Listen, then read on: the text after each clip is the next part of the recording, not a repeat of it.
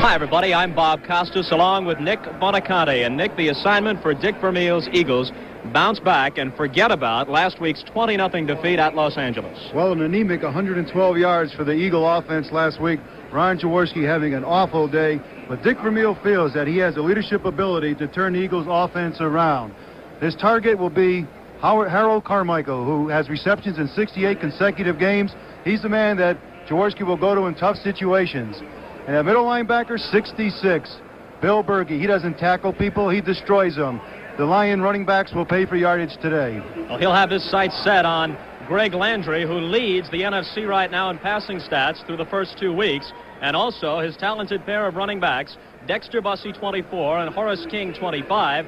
They rank 2 and 3 in the NFC in total rushing offense, and Bussey, coming into this third week, is only 1 yard behind Walter Payton of the Chicago Bears, who is the overall leader. The Lions are 1-1, as we mentioned. Everybody in the NFC Central is 1-1. So Detroit has to figure that they have a chance to dethrone the Minnesota Vikings. They have games coming up, 2 of them this year with Minnesota, and they'll be looking forward to that. But right now, Nick, we're approaching the kickoff, and it looks like the Lions are going to be kicking to the Eagles to get this one underway. You know, a little contrast, because the Lions, although they're leading in offense in the National Football League, Landry has been sacked 10 times in the last 2 games, so it's going to be interesting to see whether the Eagles can put the same type of rush today. Well, I had a 50-50 chance of being right, and I was wrong. The Lions are going to receive. So we're going to see Horst Muhlmann of the Eagles kicking off, and this may be the biggest workout of the day for Muhlmann, because he happens to be, what with the troubles that the the Eagles have had on offense, he is the only regular kicker in the NFL who has not attempted a field goal to this point in the season.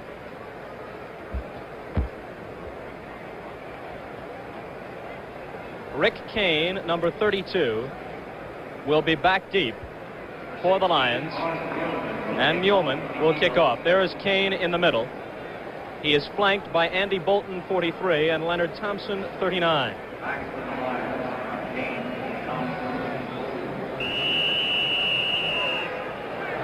And we're underway at the Silverdome. Kane at the 3. Little trouble finding the handle, but he's turned this one into a good return. Out of bounds across the 30, near the 35. In the backfield for Detroit, Landry, Bussey, and King. We've told you about that. J.D. Hill is out with an injury. He's not in uniform today. Ray Jarvis replaces him at a wide receiver. And the Lions go with 2 tight ends, David Hill and the veteran Charlie Sanders. There's their veteran offensive line, perhaps the best, number 76, Rocky Freitas. A 32-yard return to the 35-yard line by Kane to open the game.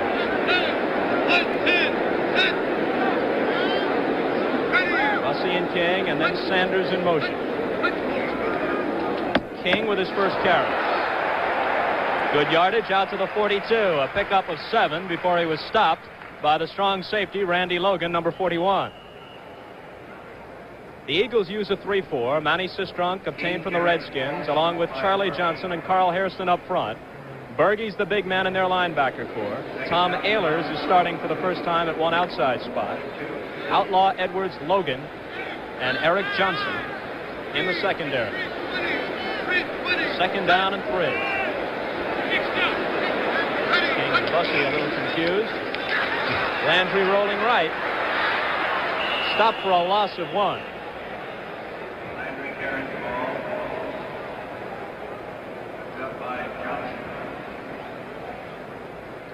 Well, Horace King can't find a spot in the backfield, and he goes the wrong way, and Landry has to tuck the ball underneath and follow his blockers as best he could. This is one thing that the coaches don't want. Tommy Hudspeth can't stand to see this, because this is where you get your quarterback injured on busted plays like that. Landry has had problems with knee injuries in the past, and he is playing with a brace on his left leg right now. He once was one of the finest running quarterbacks in the NFL. He is less inclined to tuck it in and go nowadays. 3rd down play. King gets the call and the first down out near midfield before being stopped by Randy Logan once again, with an assist from John Sanders, number 26. We'll take another look at it. Good blocking by the offensive line. Bollinger coming out, making a good block on Ehlers. And look at Berge being cut off beautifully by Markovich, giving King the big hole. Hey, I think I could have ran that one, Bob, for some yards. Beautiful run. Horace King getting a chance to show what he can do in the absence of Lawrence Gaines, their regular fullback, who underwent knee surgery in July. They expect him back in a couple of weeks. From their own 49, Landry again to King, and this time not too much. Charlie Johnson stepped in to hit him first. Johnson is a rookie from Colorado, number 7 draft choice, a 25-year-old rookie. He spent 4 years in military service, and he is starting in place of Art Toms. You know, it's Vince Papale being a 31-year-old second-year man, and Johnson, a 25-year-old rookie. Sort of strange drafting. Papale last year, backup wide receiver and special teams player for the Eagles, was the oldest rookie in NFL history at the age of 30. King getting plenty of work early. Only about 2 this time. Going to bring up 3rd down and 7. Dexter Bussey with a big week against the Saints last Sunday. 150 yards. And he came into this game only a yard behind Walter Payton for the NFC rushing lead. Bob, Lem Berman, who is their young, good pass rusher, has come into the ball game, replacing Manny Sistrunk. So let's take a look at him. He's number 67. Let's see if he can get a rush on. They like to bring him in obvious passing situations such as this one. Landry will put it in the air for the first time today. If he can find somebody, and the Eagles put on too much pressure, and down goes Landry. That's been a problem both last year and this for the Lions. Landry sacked 67 times last year and 10 times already this season. Well, you know, it's a veteran offensive line, and they usually don't make mistakes like this, but Johnson comes free. John Morris, the center, fails to pick him up, and it's really an easy sack for Johnson on Landry. But they've had problems the last 2 ball games, and as good as they've looked offensively, they've looked bad. Another problem area for the Lions has been their punting. They're looking at number 10, Wilbur Summers. He is the second kicker they have used during the regular season. They let Mitch Hoops go after 1 game. Low snap from Mark Markovich, but Summers manages to get it away. Larry Marshall, number 22, fielding it at the 18 and bringing it out to about the 26 before being stopped. A 45-yard punt by Summers. Check it, 37-yard punt by Wilbur Summers. This telecast is presented by authority of the NFL and is intended for the private use of our audience. Any rebroadcast or other use of this telecast without the express written consent of the Detroit Lions and the NFL is prohibited. First and 10 for Ron Jaworski and the Philadelphia Eagles, who couldn't get anything going last week against the Rams. Jaworski has been intercepted 5 times this year, more than any other quarterback with the exception of Fran Tarkenton, who has also been picked off 5 times. Doug English made the stop on Mike Hogan, who carried on the first down play. Tom Sullivan, Mike Hogan, and Ron Jaworski, the quarterback. Big Harold Carmichael, Charles Smith, and the youngster Keith Kreppley, who is trying to fill the shoes of Charlie Young, are the receivers. And there's the offensive line. Jerry Sizemore is a man they say is greatly underrated. He's moved to guard from tackle the past couple of years. 2nd and 6 from the 31.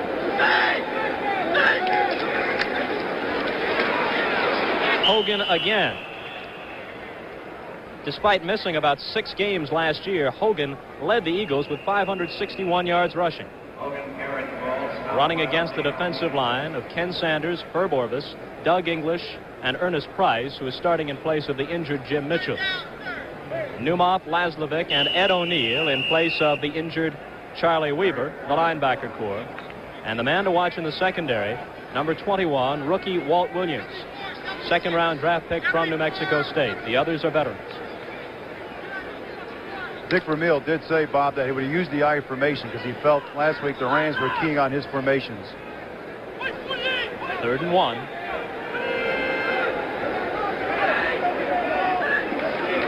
Jaworski going to keep for it, and it will be close.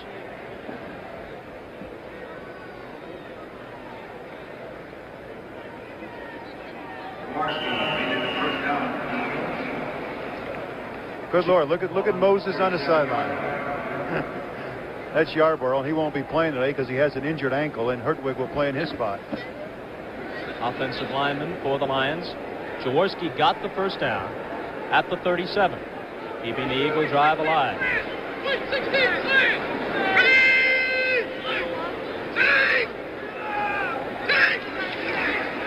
Play action fake, and Jaworski with a little flip. He's got Silky Sullivan, who is forced out of bounds short of midfield. He was pushed out by Levi Johnson, the free safety, number 23. This is a good fake. He just is a play action pass, faking a Hogan, trying to suck in the linebackers, which they do, and he just kind of lofts a wide open pass to Tommy Sullivan. Sullivan, wide open linebacker, was caught up inside.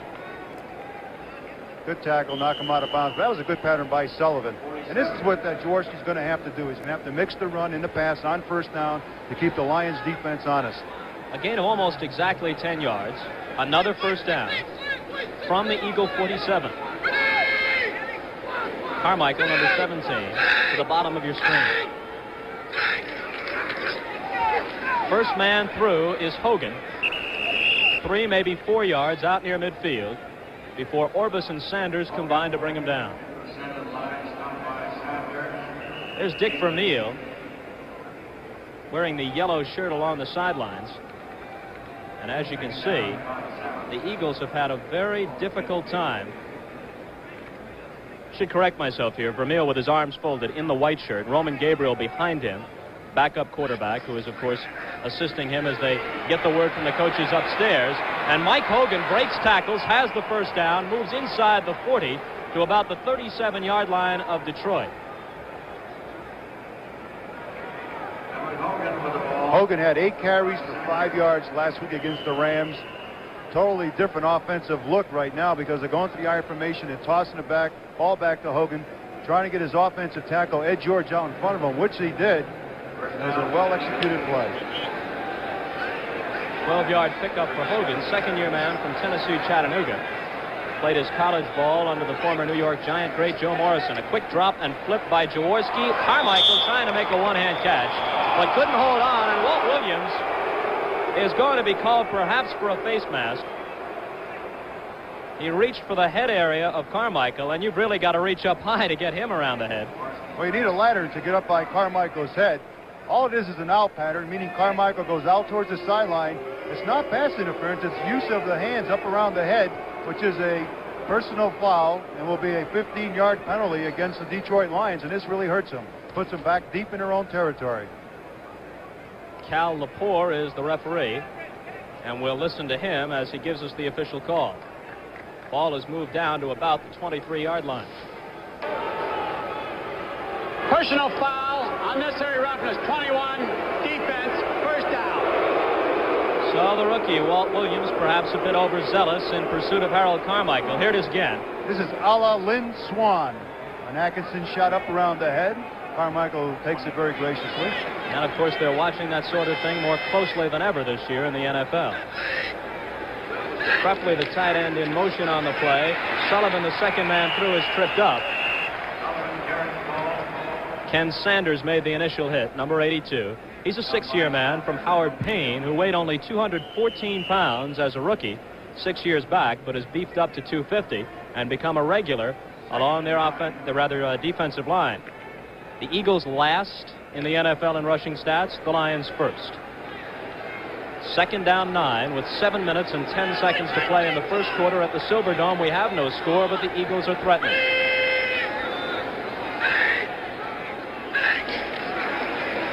Hogan trying to go wide. And a loose football. The Lions have it. Doug English grabbed it on the bounce. And the Eagles turn it over. English helped to his feet, holding the ball on high. And the Lions regain possession. No score with 6:56 to play in the first quarter. We have assembled here a most congenial group brought together by the love for a truly great beer. Right, group? Right. It's light beer from Miller. Right, group? Right. They think the best thing about it is it's less filling. It has a third less calories than their regular beer. Right, group? Right. Wrong. The best thing about it, it tastes great. No, Horning, it's less filling. That's all. That's me.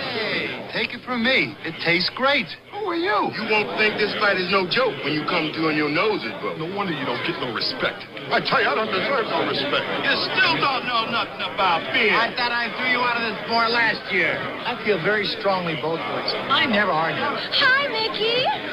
Hey, doll. What's a nice guy like you doing in a fight like this? Waiting for you, doll. Hey, look at that. Waiting for us. I still don't know why they wanted me to do this commercial. Light beer from Miller. Everything you always wanted in a beer and less. Bob Costas with Nick Bonicante back at the Silverdome in Pontiac, Michigan. Toss back to Hogan here. Now watch Hogan. He looks like he's trying to lateral the football or throw a pass. They might have had the halfback pass on. English recovered the football.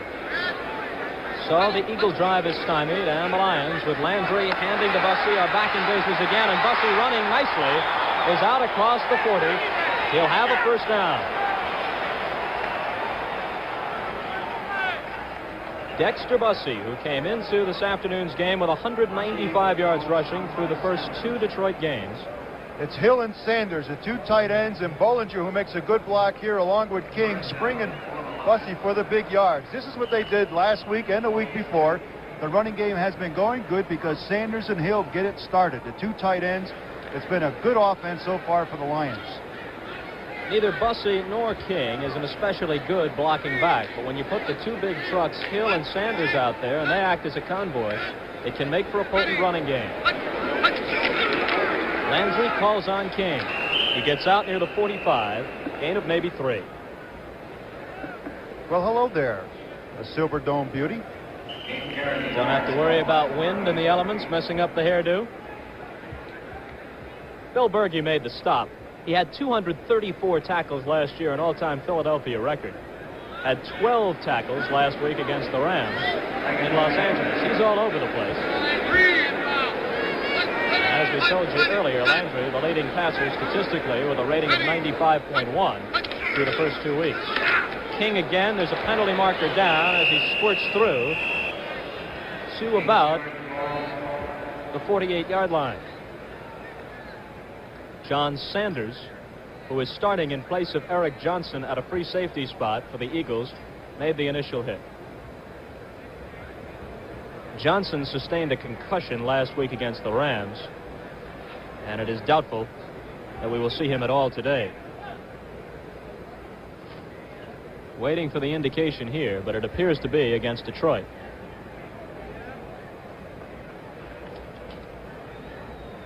Cal Lepore will step it off.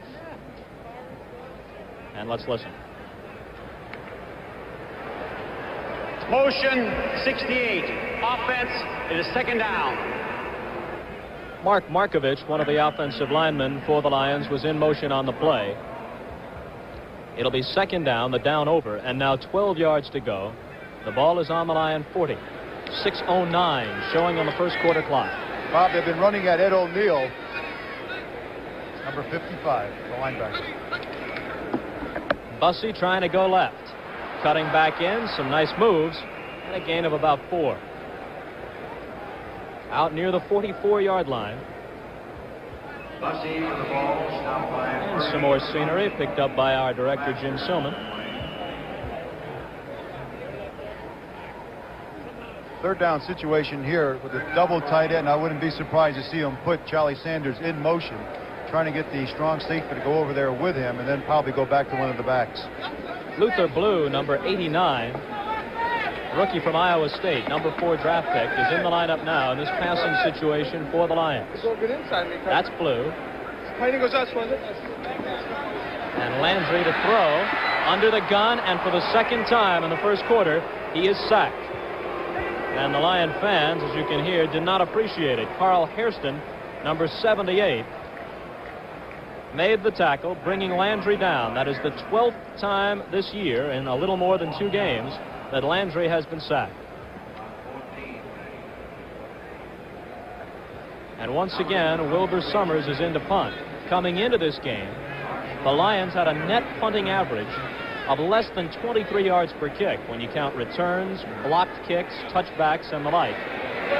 Summers kicked for 37 the first time, This one is high, and Marshall elects to call for a fair catch at the 22-yard line, and that's where Philadelphia will take over after a 41-yard punt by Wilbur Summers. We have no score at the Silverdome with 4 minutes and 54 seconds to play in the first quarter. There's a flag down on the play, and we may be doing this over. Cal Lepore with a busy first quarter. Bob, Mark Markovich, the guard who moves over to center on punts and snaps, has had problems on his snap to the punter. He's rolled it back 3 or 4 times this year.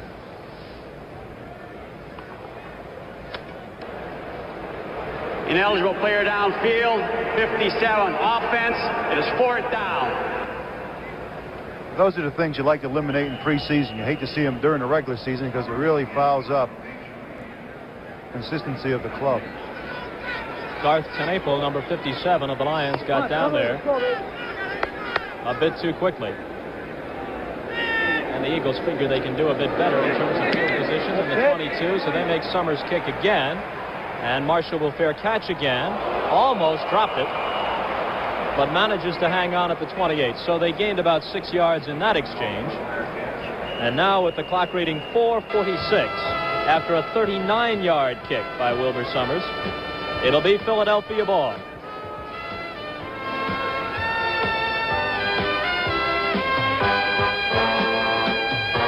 Ford in your future is coming. The new Ford Fairmont. A new car designed for today and the years ahead. Fairmont's mileage ratings are the same as a little VW Rabbit when both are equipped with automatic transmission. Yet Fairmont has 90% of the head, leg, and shoulder room of most large cars and fine all-around visibility. This kind of room is combined with the highest mileage rating in its class. Test drive Fairmont October 7th. Fairmont, the newest, better idea from Ford. Want to cut your fuel bills? Whether your house is new or old, put insulation everywhere. It can save you money. Your attic, you need a 6 to 12-inch blanket of pink Owens Corning fiberglass. Walls, full insulation. Unheated crawl space, insulate below the floor. Live where it's cold, insulate basement walls. See your Owens Corning fiberglass supplier to learn all about insulation. Insulation is cheaper than oil. Dick Vermeil on the left of your screen, 4-10 last year after leaving UCLA to take over the Eagles, his first year in Philadelphia. And Tommy Hudspeth on the right side. He took over midway through last season when Rick Forzano departed. Mike Hogan carrying the ball, and Doug English, who recovered the fumble to stop the previous threat by the Eagles, made the tackle on that play. A couple of doubleheader games on tap here on CBS. St. Louis at Washington, a big Eastern Division battle in the NFC, and out on the West Coast, San Francisco at Los Angeles. Check your local listings for the game in your area, and we remind you that some cities will see only a single game due to the NFL blackout policy. No gain on the play for Hogan. 2nd down and 10, and Jaworski is brought down by a combination of Ken Sanders, number 82, and Charlie West, number 40, who came up from his strong safety spot. Well, it's definitely a safety blitz, and Jaworski is trying to sprint out to avoid the rush, but no one picked up Charlie West because Tommy Sullivan went in motion. He was the man who should have picked up West, and he didn't. And those cornerbacks or safeties, they love to have sacks, Bob, because it doesn't happen too often. Brings up 3rd down and 16. Lion front 4 credited with 6 sacks last week in a win over New Orleans. They can pretty much let loose and come charging in on this play. Jaworski has time, though. And right into the hands of Levi Johnson. Johnson with the interception, and he may go. Cut down finally at the 15. Levi Johnson, who picked one off last week against the Saints, adds another. He intercepted 6 last year, and Jaworski laid this one right in his arms. Good protection by the offensive line of the Eagles. Jaworski just simply overthrows Carmichael. Beautiful center field play by Levi Johnson. And one thing he likes to do is run with the football. He has good speed, good moves, a good return. And a 32-yard return it was. Carmichael was open, just overthrew him. Hard to overthrow Carmichael, but Jaworski did that time. 3:26 to play, first quarter. And the Lions with their first scoring threat. 1st and 10 from the Philly 14. Bussey. He may take it in. Touchdown, Dexter Bussey.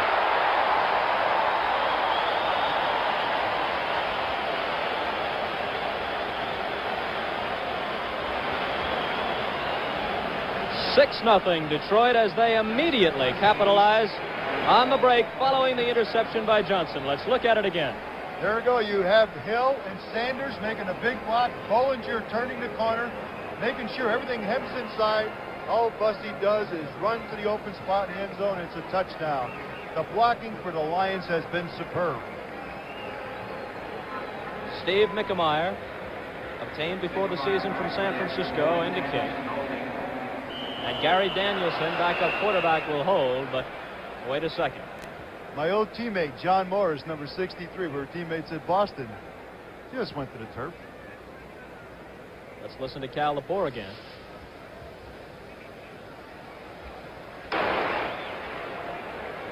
Encroachment 65 on the defense. This penalty be enforced on the kickoff. Charlie Johnson jumped across, and it won't change the position for this kick, but it will allow the Lions to kick off from the 40 instead of the 35, following the point after. So we do it all over again. Danielson holding, Mickemeyer kicking. 7-0 Detroit. Once again, the strong ground game has been the story for the Lions. Bussey, 3 carries for 30 yards.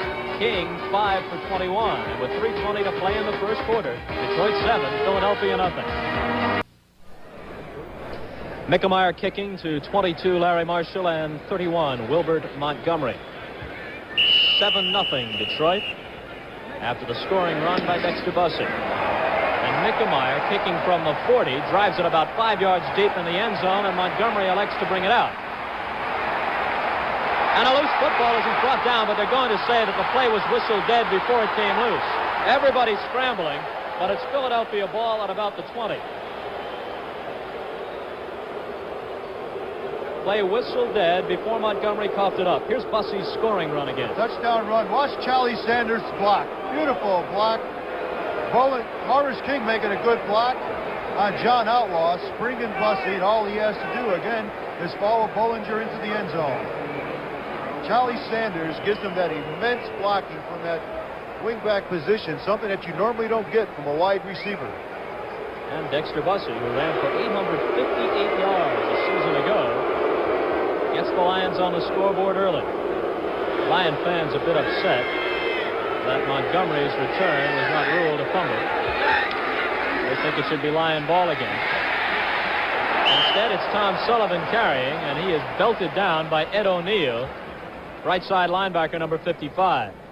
The Jets and New England in the first period, 14-7 New York. New England coming off that tough overtime loss against Cleveland on Monday night. Richard Todd must be really engineering the Jet offense. He had a bad first 2 games, but he's coming on strong. We have Pittsburgh 7-0 over Cleveland. Another Cleveland coming off a Monday night game, so both Monday night teams having problems. Terry Bradshaw, 6-yard toss to Lynn Swan for the first score in that game. Sullivan trying to get outside and moving across the 30. Looks like he has a first down. Levi Johnson and Jim Laslovic, the middle linebacker, combined to stop it. 2 of the 3 linebackers out on the field right now for Detroit, graduates of Penn State, Laslovic and O'Neill, and how Joe Paterno can turn out those linebackers. An interesting note, though, Bob, is Laslovic, as a middle linebacker, only had 1 tackle last week against the Rams. He's a 5-year veteran who succeeded Mike Lucci 4 years ago. First down from the 31, 2:27, first quarter. Again, a quick drop by Jaworski. Intended for Charles Smith, number 85. Williams was there on the coverage. Second down and 10. Bob, had that pass been thrown on the money, Levi Johnson would now be standing in the end zone for an interception, because he read that play beautifully and came over from his strong safety position.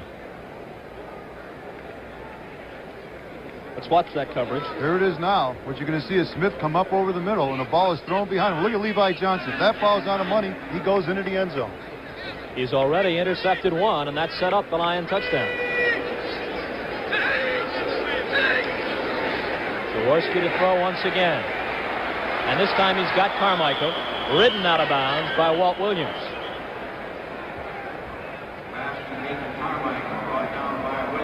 That's good for first down yardage out around the 45-yard line. And we'll look at that again. Just a deep sideline pattern. Carmichael going down about 15 yards, and Jaworski waiting for him to make the break. He just lays it on the money. Now he has receptions in 69 consecutive games, moving on a mark of Tommy McDonald. All-time Eagle record held by Tommy McDonald. Pass receptions in 80 consecutive games. A gain of 15 for the first down. 2:19 to play first quarter. Tom Sullivan, not much.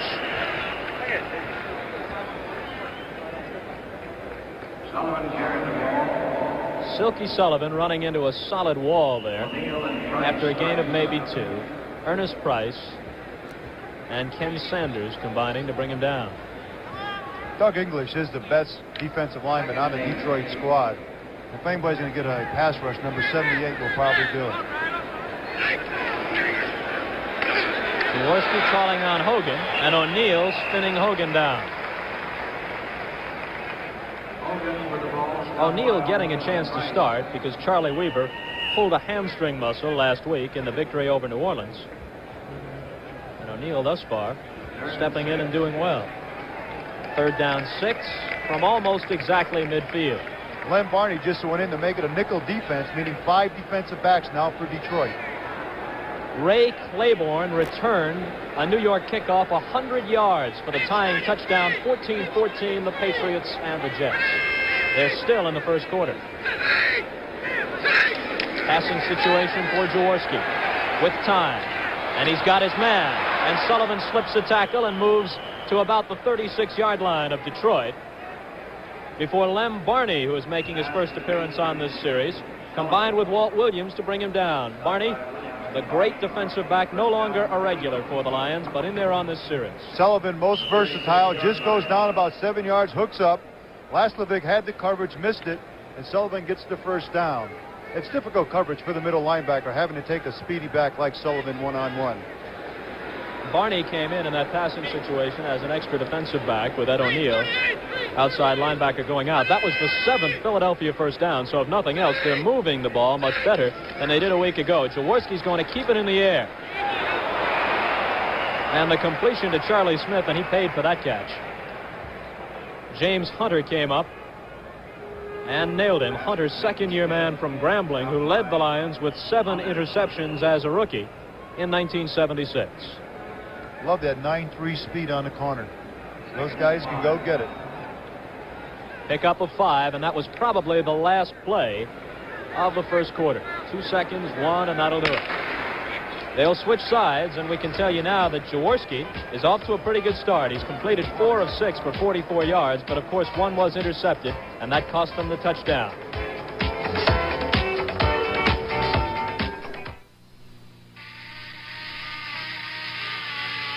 When life's grind gets to you. Oh, Mustang. Mustang. Let a Mustang take you away. Mustang, an exciting way to get from where you are to where you want to be with 4 on the floor and rack and pinion steering. Mustang. The 78 Ford Mustang II T-Roof convertible.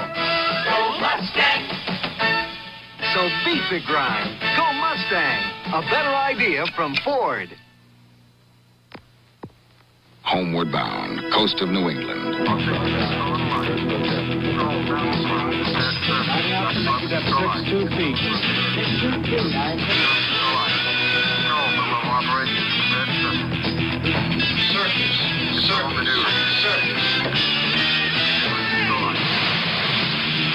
The Navy. See a recruiter or call toll-free. It's not just a job, it's an adventure. As we get set to begin the second quarter at the Silver Dome, it's 2nd down and 5 for the Eagles after the completion, Jaworski to Smith. So the ball at the Lion 31. Carmichael, number 17, wide to the left. Smith, 85, wide right. Second man through, Tom Sullivan going nowhere. Charlie West, number 40, along with Herb Orvis, 82, there to bring him down. Now there's Dick Vermeil. He's talking to his coach in the yellow shirt. That's Bill Davis. Look at him give the signals. He's sending the play in to Jaworski. Last week there was some controversy that the Rams overheard Jaworski in the huddle, so they're trying to eliminate that. Brings up 3rd down 3. Vermeil himself was wearing the yellow shirt the first couple of weeks for the Eagles, flashing the signs himself. Now he's delegated that assignment to Bill Davis. Jaworski looking for the first down, and it's broken up by Levi Johnson, who got his hand in front of Keith Krepfle, the tight end.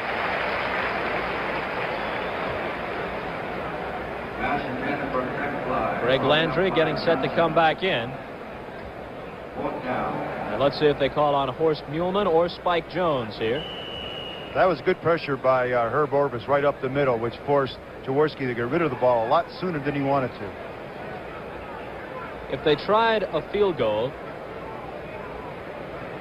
and they are, it'll be a 47-yard attempt. Spike Jones will hold. He's their punter. He'll put it down at the 37, and some confusion, and Jones wisely calls for a timeout.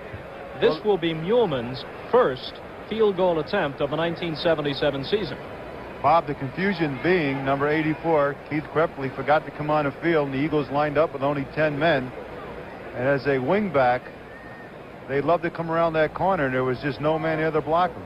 So it was a good move by calling a timeout. I think they saved a blocked field goal. This is well within Muhlman's range. He has kicked them from as long as 53 yards. 9-year veteran, native of West Germany. I think Krepfle will hear about that one. Cleveland has tied Pittsburgh on a 22-yard pass from Brian Sipe to Dave Logan with only 22 seconds remaining in the first quarter. Don Cockcroft added the point after touchdown. They're tied at 7. Here is Muhlman, and this one is blocked. Let's see if we can pick up who got in there. Whoever it was hurt on the play. Might have been Leonard Thompson. Thompson, a reserve wide receiver, and the ball may have hit him right in the face, Nick, as he came through and blocked Muhlman's 47-yard field goal attempt. Although Krepfle came into the ball game, didn't look like he did much in the way of blocking Leonard Thompson as he whips around the corner. Look at that. Right up in there. It hit him right in the face, as you said, Bob. A glancing blow. I don't think he's hurt seriously because they do wear face masks, but he is down. Thompson whipping around that corner in a big hurry. Nick, did you ever get your face in the way of a kick? You blocked a few field goals. Yeah, I never was that quick. I never was that tall. But I did block field goals with my hands. You'd be surprised how much time is spent on the special teams just going through the field goal attempt, the field goal block. They do it every day. Leonard Thompson being held to his feet. Apparently it got him around the right eye, but he's all right. And we'll be right back.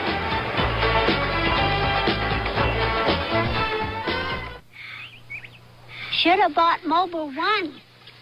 The oil, it saves you gas, you know. Should have bought Mobil 1. Helps you start at 35 below. Should have bought Mobil 1. Engine temperature hits 500. You're cool. Should have bought Mobil 1. You only change it every 15,000 miles. Mobil 1, the oil that does it all. Take it from an expert. It's good, and it's halftime here at the state. This fall, take a few minutes between halves and build up your lawn with some Scott's Turf Builder. Right now is the best time of year to get a thicker bluegrass lawn by growing more grass plants. Turf Builder will make any active lawn greener now and green up faster next spring. We're all set for the kickoff now. Just a few minutes this weekend. You'll see the difference now and next spring, too.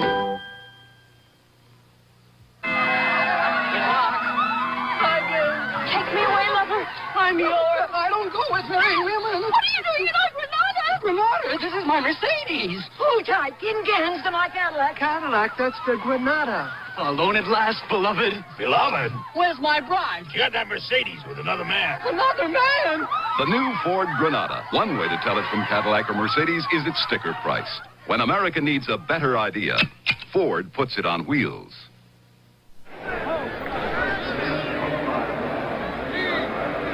Lion ball with 14 minutes to play in the second quarter. They're at their own 30-yard line. A couple of Eagle drives have been stopped, one by a fumble, another by a blocked field goal. And briefly in the hands of Ray Jarvis, but broken up by John Outlaw, number 20, as he knocked the ball free. John Outlaw is just a veteran defensive back. Just a quick out pattern by Jarvis and a beautiful throw by Landry right on the money. But look at the way Outlaw strips him of the football. That's that good veteran experience that comes in handy. He's a 9-year man from Jackson State, formerly with the with the New England Patriots, Detroit Lions, as you can see, leading the NFL. Total rushing yardage. Bussey, who scored the touchdown earlier, trying to come back against the grain, manages to get it out around the 35. It's going to be third down and about 5. Bill Berge made the tackle. Charlie Johnson helped him out. Dave Hill a little upset that he missed the block on the outside linebacker Ehlers. So Bussey had it cut back to the middle where Berge wrapped him up. Now I think what they've done, Bob, is they've taken Bussey out of the backfield, and they'll have Luther Blue and Ray Jarvis as the wide receivers, 2 tight ends, Sanders and Hill in the backfield along with King. Detroit 1 of 3 on third down conversions so far. And if Hill can get across the 40, they'll be 2 of 4, and that's what it is. Finally shoved out of bounds. Number 95, John Bunting, came over there, but it was John Outlaw who actually made the contact, which finally caused Hill to go out, but not before he got the first down. A new wrinkle added by the Detroit Lions this week is to have the 2 receivers and the 2 tight ends on the field, along with only 1 running back. And here you see it now. Now, Hill just wasted a linebacker to drop back and goes 3 yards down across, slant, and Landry delivers him the football and just a foot race to the outside for the first down. Nothing fancy. Hill, a productive receiver as a rookie a year ago, caught only 19 passes, but 5 of them went for touchdowns, so he frequently turned in the big play. Dexter Bussey bottled up, going nowhere.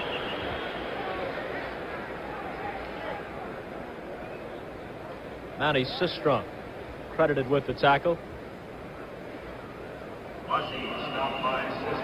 Eagles got him from Washington a year ago in exchange for Joe Lavender.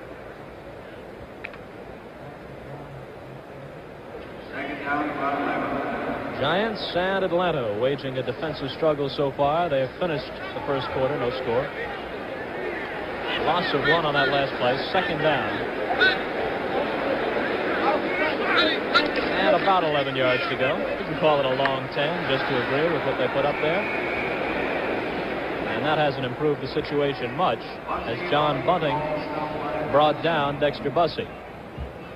Well, they're running the same play both ways, towards us and then away from us. Again, trying to use the blocking of the 2 tight ends and King, but it's not successful in the last 2 plays. Landry's going to have to loosen up the Lions a little bit, throw the ball a little on first down. Little play action pass, because I think Jarvis could be wide open all day long on a play action pass. Third down and about 10. From midfield, 11:40 to play in the second quarter. Landry scrambling out of the pocket. Berge is after him, and Berge manages to chase him out of bounds, and the Lions are going to have to punt. Well, one thing that can be said for sure, the Lions have enjoyed better punting success today than at any time during the preseason or regular season in 1977. The one thing that is consistent all year long is that the opposition to the Lions are getting a good pass rush on every key third down situation. The offensive line has not improved over the last 2 games. The Lions in the first 2 games had 2 punts blocked, a snap on a punt go through the end zone for a safety, and another one returned for a touchdown. So every time they get one away, they breathe a sigh of relief. Good snap from Markovich back to Summers, plenty of time. There's a penalty marker down, and Summers really got his foot into this one. It drives Marshall back to the 5. More penalty markers as Marshall dances his way out to the 15. A 47-yard kick by Wilbur Summers. Raining flags everywhere. The line of scrimmage, 2 downfield. So it has to be clipping downfield, which it is. That was a very bad decision by Marshall, because there's a 10-yard line rule in the NFL, which says you don't catch the football inside the 10. A big mistake. Cal Lepore will untangle all the flags for us and give us an explanation of how it all comes out. We know for sure the Lions will kick again. Ineligible downfield, 57 offense. Personal foul, clipping, defense on the return. Penalties offset. It's 4th down. That is the second time that Garth Tenaple, number 57 on the Lions special teams, has gotten downfield too quickly on a punt. They may loosen up his pocketbook with a little fine if he continues. You got to look at Marshall, number 22, and Summers has the 47-yard kick negated. He's got to try it again. Another high kick, this one not quite as long, and Marshall has learned his lesson. He lets it bounce, but it may not get to the end zone. It works out perfectly for the Lions as they down it inside the 5. So Marshall heeded your advice, Nick, but it didn't turn out too well. And Garth Tenaple atoned for his earlier mistake by downing the ball at the 4, and Summers did 2 yards better. This time, a 49-yard kick, and the Eagles have their backs to the wall.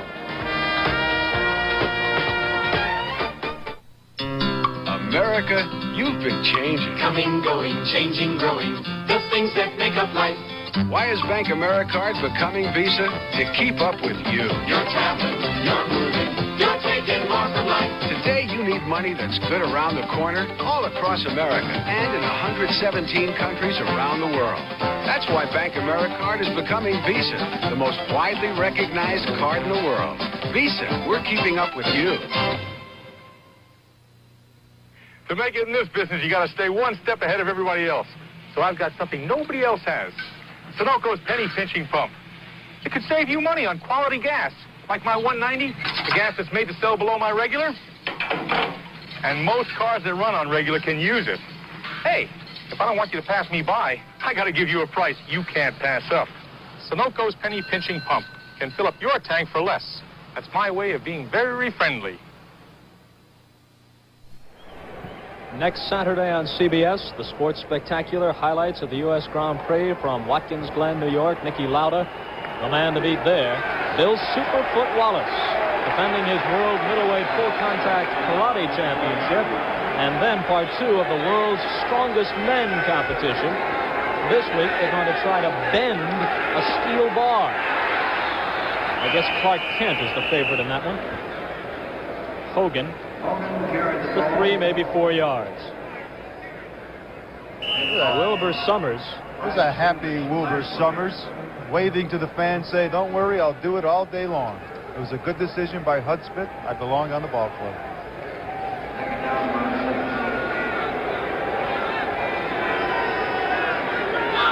Second down, 6. Jaworski from inside his own 10. Sullivan to about the 10. It'll be 3rd and 4. Laslovic, the middle linebacker, made the stop. What about this world's strongest men stuff? Can you bend the steel bar in your bare hands? I don't know. I saw Mike Lucci, who was an executive with Vic Tanny, and I asked him if he was going to enter the competition. But he says, no, he's going to defer and let it to the young guys. Can I bend the steel bar? Yeah, if it's made of aluminum. They did some crazy things in that competition. Pulling cars along roads with ropes, carrying refrigerators on their backs. All getting hernias. The Eagles 2 of 4 on 3rd down conversions. They need 4 yards here, and they won't get it. Hogan tried to squirm forward after he hit the deck, and it will depend upon where they mark it, but I don't think he has the first down. Hogan would have easily made it on this draw play. Good blocking by the Eagle offensive line, but he stumbles a little, tries to go a little forward on his hands. It's close for a first down, but just a tad short, so it's like the Eagles going to have to punt the football. And this will be the first time that they have punted today. They've lost the ball a few times on a fumble, interception, had a field goal block. But Spike Jones, who has punted 16 times already this season, will get his first opportunity for this afternoon. Well, this should set up the Lions in real good field position, because they should receive the football somewhere along the 15 with any type of blocking should get to the 40. The Falcons have scored early in the second quarter. Monroe Ely with a 1-yard run. Atlanta leading the Giants 7-0. Dick Geron, number 26, defensive back, 5-year veteran from Yale, waiting for the kick, which Jones gets off from about his own 5. Geron at the 42 keeps his footing across midfield and to about the 47 or 48-yard line of the Eagles. A 46-yard kick by Spike Jones, and once again, good field position for the Lions. 9:19 to play in the second quarter. Detroit leads Philadelphia 7-0.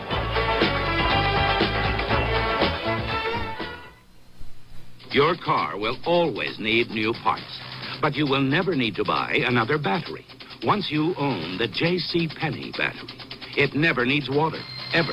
And it has more power to start your car than any other car battery. So dependable, it's fully warranted for as long as you own your car. If it ever fails, return it. We'll replace it, free. Only at J.C. Penney Auto Centers or catalog desks. It's the last battery your car will ever need. You know why Zenith developed Color Century? Well, did you ever see my face and it looks too red? Other times it's all washed out? That's why. Zenith Color Century. Think of it as a TV control room in your set. It controls the color picture, corrects the color picture automatically, 30 times a second. And that makes a difference. After all, I don't play for the Cincinnati Pinks. See the difference Color Century makes. Only from Zenith. Sunday, Rhoda's mother, Nancy Walker, returns. Ma, you are incredible. I know. Sunday at 8, 7 Central and Mountain. From the 47-yard line of Philadelphia, the Lions have it 1st and 10. A look at the last play. Geron might have called for a fair catch, but decided not to. Papali being down there, but a good block by Rick Kane gives Geron a little running room and gets it down to the 48. Vince Papali, almost a legend already in Philadelphia, subject of a big story in Sports Illustrated this week. The fans here in Detroit don't like it as Bill Berge spins Dexter Bussey down a few seconds after the whistle, but Bill just trying to follow through. What's so unusual about a Berge tackle? He does it most of the times anyway, so Berge delivering a body slam to Dexter Bussey. We're talking about Papali. He didn't get Geron on that last play, but more often than not, he'll be the first man down there on punt coverage for the Eagles. That's what you call a hungry player. Bussey got 3, bringing up 2nd down and 7. Fake to Bussey, flip to Jarvis. He has good speed if they can give him room. And they do. He jitterbugs his way to about the 32-yard line. That'll be a Lion 1st down. This is a screen pass to Jarvis. He just takes one step back. Landry delivering the football. Now watch the block by Hertwig. He makes a beautiful block. Knocking the cornerback down, and Jarvis just spins and fights for the 1st down. But Hertwig getting out there in front of the ball carrier, making it possible for Jarvis. The completion good for 12 yards. Cleveland has gone in front of Pittsburgh with 10:50 to play in the second quarter. A 2-yard run by Cleo Miller. So the Browns, who once trailed 7-0, now lead 14-7.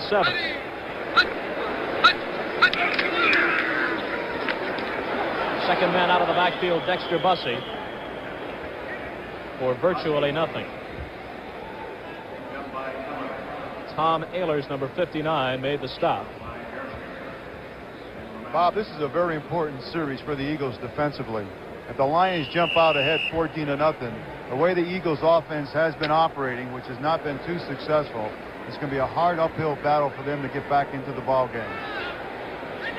Landry, as you saw, has attempted only 3 passes so far. He's also been sacked 3 times. He leads the NFC in passing efficiency through the first 2 weeks. Bussey once again, but the Eagle defense was waiting for him. Now that's what the NFL is all about. A little entertainment, a little fun, a little enjoyment. The kids are certainly enjoying the Lions' performance today. They're pointing up there, watching themselves on television. A beautiful day for the family.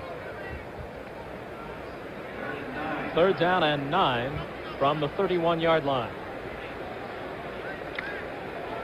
All right, we have the double receiver.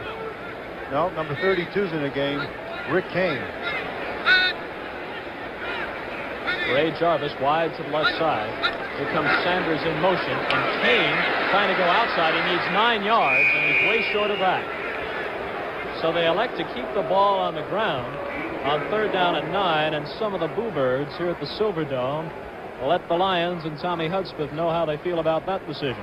Well, I can almost agree with them because I feel the play selection during that series was going back to the 30s, 3 yards in a cloud of dust. But Landry certainly has good receivers out there, and he might as well use them. That's what they're there for. Gary Danielson in to hold. Mickemeyer will attempt the field goal. He is 3 of 4 so far this year. They spot it at about the 37, so it will be a 47-yard attempt. Mickemeyer gets it away. It has got the distance, but it is wide to the left. So the ball goes over to the Eagles. The clock shows 5:49, and there you see a disappointed Gary Danielson walking away as Mickemeyer missed it, and the score remains Lions 7, Eagles nothing.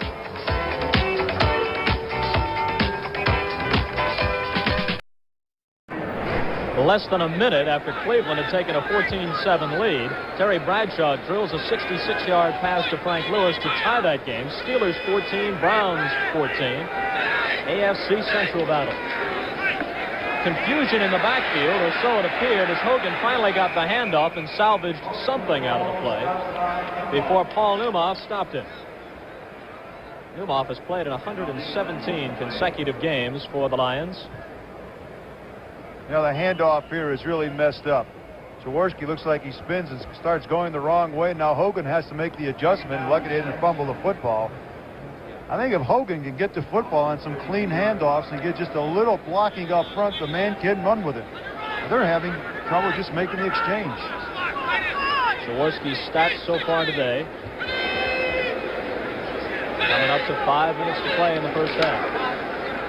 The pitch is to Tom Sullivan. He's got first down yardage. Levi Johnson cuts him down at about the 44-yard line. Now the key block here is number 35, Mike Hogan. Watch him level the cornerback. Sullivan makes a nice move to the outside, heads upfield, but Levi Johnson making a sure tackle, holds Sullivan to 15. But it's a 1st and 10 Eagles, and they're driving. They spot the ball at the 45. A gain of 12 by Sullivan. James Betterson making his first appearance of the game. Took the handoff. He wears number 34. Nicknamed Boom Boom Betterson. Eagles signed him as a free agent. Played his college ball at North Carolina. First time we've seen him today, and he picked up 2. A lot of pressure on a rookie, though, Bob. Number 34 coming into a game this close. Jaworski needs 8 yards on 2nd down. Betterson and Sullivan out of the eye, and a handoff to the tight end, Keith Prefley, as a penalty marker sails through the air. Prefley carried the ball. Unusual play for Dick Vermeil's Eagles.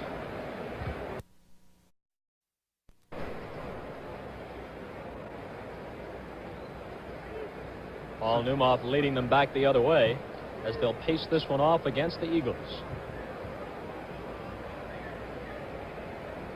Lions have had excellent success here at the Silverdome. Dating back to 1975, they are 10-5 overall here. And Cal Lepore will give us the call. Holding 64. Offense, it is 2nd down. Ed George was guilty of holding on that play. 2nd and 18 now for Jaworski and the Eagles. Lions brought in a rookie, Tom Dakin, as a inside linebacker. Betterson and Sullivan, the running backs. Jaworski straight back to throw under the gun. Manages to get it out to Betterson, and Betterson running well. Moves out across the 50 to about the 49-yard line of Detroit. And it'll be 3rd down and maybe 5 yards to go. Well executed screen because O'Neal is coming on the blitz. Jaworski holds it to the last minute. Bederson makes a good reception. He has a little blocking out front and now starts to lower the shoulder to get the extra yards. Fighting, driving. Good effort by Bederson. It has to give the rookie some confidence. 3rd and about 5. Jaworski checking his backfield. The Lions like to blitz a lot. If you can see when that's coming and pick it up, you can get them in some one-on-one coverages and maybe hurt them. Bederson off the draw will have the 1st down, and the rookie rambles down the sideline before being cut down by Paul Newmont. So Bederson has been impressive coming in on this series. A good call by Jaworski. Everybody's looking for the pass, and Jaworski goes for the draw. And Bederson is a tough runner with good moves, and he gets to the outside and can accelerate. Newmoff saves the touchdown for the Lions. A 17-yard gain for Bederson. Inside 3 minutes. Ball at the 31 of Detroit. Jaworski looking, and now throwing, and over everybody. Charles Smith was his intended receiver.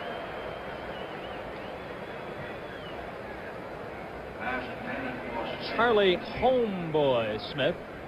Got that nickname, they say, because he played football all day long as a kid, and finally his mother would have to stick her head out the window about 6 o'clock every night and yell, "Homeboy, homeboy, come on home."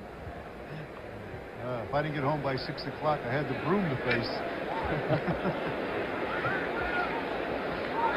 You a linebacker on the Sandlots or a running back? I was a guard. Never any fun.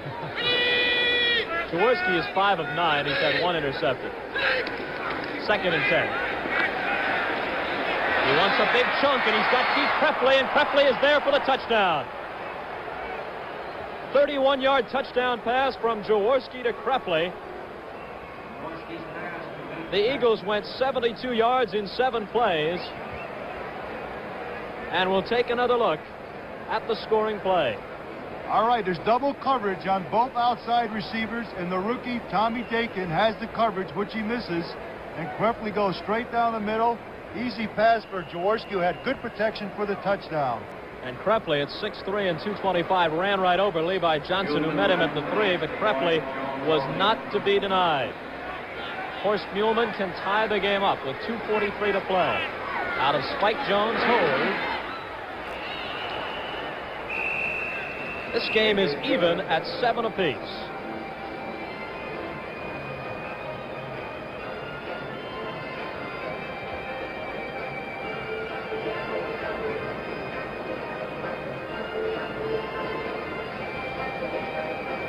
Next Sunday, CBS Sports presents a regional doubleheader with Philadelphia taking on the Giants and Detroit going against Minnesota, followed by the regional doubleheader games with Dallas at St. Louis, a big battle in the NFC East. Atlanta tangles with San Francisco, and Washington goes against the Buccaneers in Tampa Bay. Once again, we advise you to consult your local listings for the games and times in your area, and some cities will only see a single game due to the NFL blackout policy. The NFL doubleheader next week on CBS. There you see Kreppley takes an inside release, goes straight down the field, beats Dakin. Hunter can't get over to help. Johnson can't stop him from going into the end zone. 6'3", 235 pounds, bulls his way in and ties the ball game for the Eagles. A big play for Jaworski, because after last week's performance, Bob, he just has to get back into the groove, and it's good to see it happen. Rick Kane, the number 3 draft choice from San Jose State, is the deep man standing at the goal line. Number 32, awaiting the kick from Horst Muhlmann. Low line drive type boot. Andy Bolton got a hand on it, couldn't find the handle, and Kane came over to pick it up. There's a penalty marker on the play as Kane got out to about the 29-yard line. Don't know whether she's pleased or concerned. Hard to read the emotion in that expression. There's no guesswork in this call. It's going to be 15 yards for clipping. So it sets the Lions back again. Backs to the wall.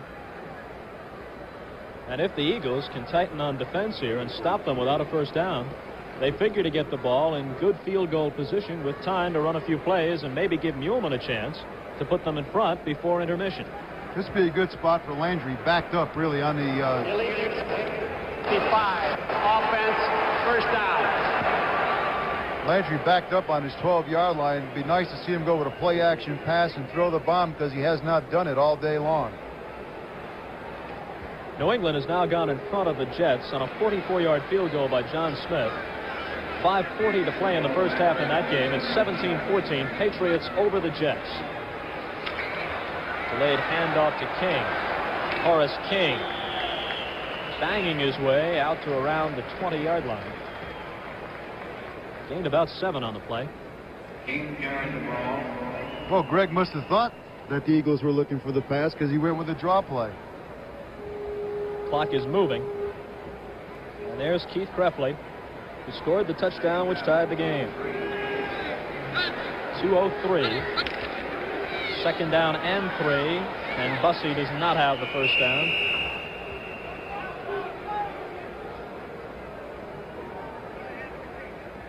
Charlie Johnson, number 65, the rookie from Colorado, made the initial stop.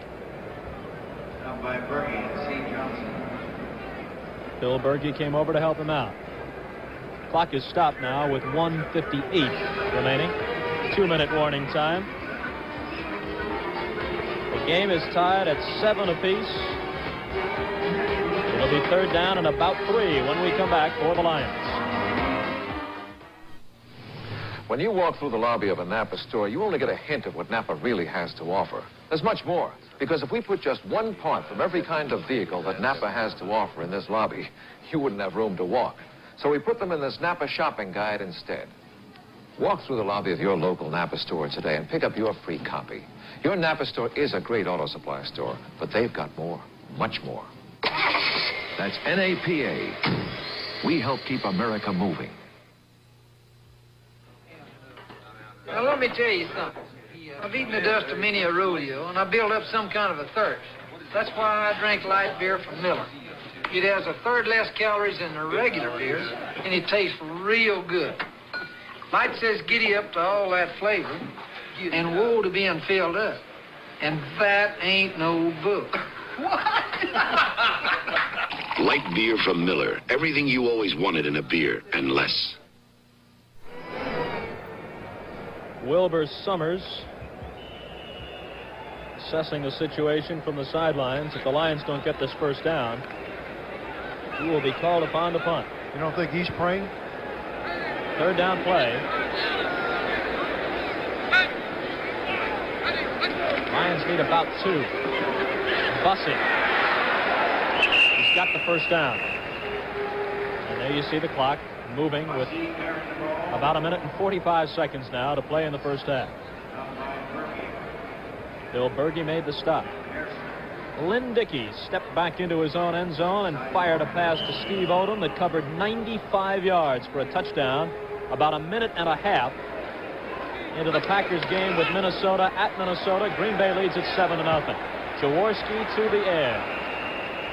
King, the running back, makes the reception and stops the clock by going out of bounds with 1:24. So far today, Bussey has 11 carries, 45 yards. A good effort. Now, that backfield is not a big backfield. King, 5'10", 205 pounds, and Bussey, 195. But yet they really run with some power. They are quick. They are good receivers coming out of the backfield. That was only the 4th pass attempted by Landry. He's completed 3 of them for 33 yards. This will be his 5th attempt, and it will be his 4th completion. Once again, he hits his running back, Horace King. Good for a first down, and we'll take another look at it. All this does is Landry's looking for him all the way. The linebackers clear out, and he gets the ball to him. Lions wasting no time, trying to get within field goal range at least. Exactly 1 minute to play in the half. Landry, a deep drop. Wide open is Dexter Bussey. Into Philadelphia territory at about the 41. Out of bounds to stop the clock. And there you see the time, 53 seconds. 3 straight completions to running backs. If you want to know why Landry is successful, look at the blocking of the offensive line. All day to throw, can pick out his receiver, finds Bussey all alone. All he did is go towards the sideline, and it's a big first down for the Lions, and they are driving with 53 seconds left in the first half. That offensive wall of Kirkwood, Bollinger, John Morris, Mike Markovich, and Rocky Freitas giving him time. They try to cross him up with a draw to King, and the Lions call a timeout as soon as King is brought down. So that took only 5 seconds. And King got the ball to about the 35-yard line. Bob, you know, a lot of people ask, how come with 2 minutes left in the first half or 2 minutes remaining in the game, the offense all of a sudden comes to life and is able to drive the team down the field? Well, I think it's a combination of a couple things. One is they work on the 2-minute drill, and they know exactly what they have to do in those 2 minutes to get the yardage for a first down and to find the openings to retain possession.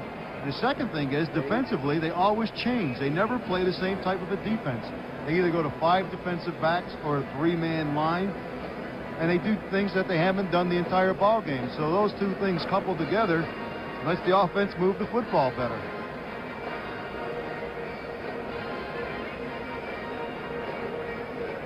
So Greg Landry now has 48 seconds to work with. He needs about 35 yards for the touchdown. And another 10 yards would certainly put Mickemeyer well within field goal range. Dick Vermeil facing the sidelines, working on that gum on the Philadelphia bench. All coaches in the NFL work hard. They work long hours, but Vermeil may be the biggest workhorse of all. He works 20-hour days, has a bed in his office. Often watches films till about 3 in the morning. Catches a quick 3 or 4 hour nap and is back at work at 6 or 7. Horace King brought down hard by Charlie Johnson. Man, did he smack him after King grabbed the little flip from Landry. Chicago leads the Saints 7-0 at Soldier Field. A 33-yard pass from Bob Abellini to Walter Payton. 9 minutes remaining in the first quarter in that game. Good play selection by Landry. It's a screen. He's able to deliver it to King, who makes a nice move. Now watch the blocking up front. Lions making good blocks. Markovich out there. First down. Big first down for the Lions. Keeps the drive going with 39 seconds left.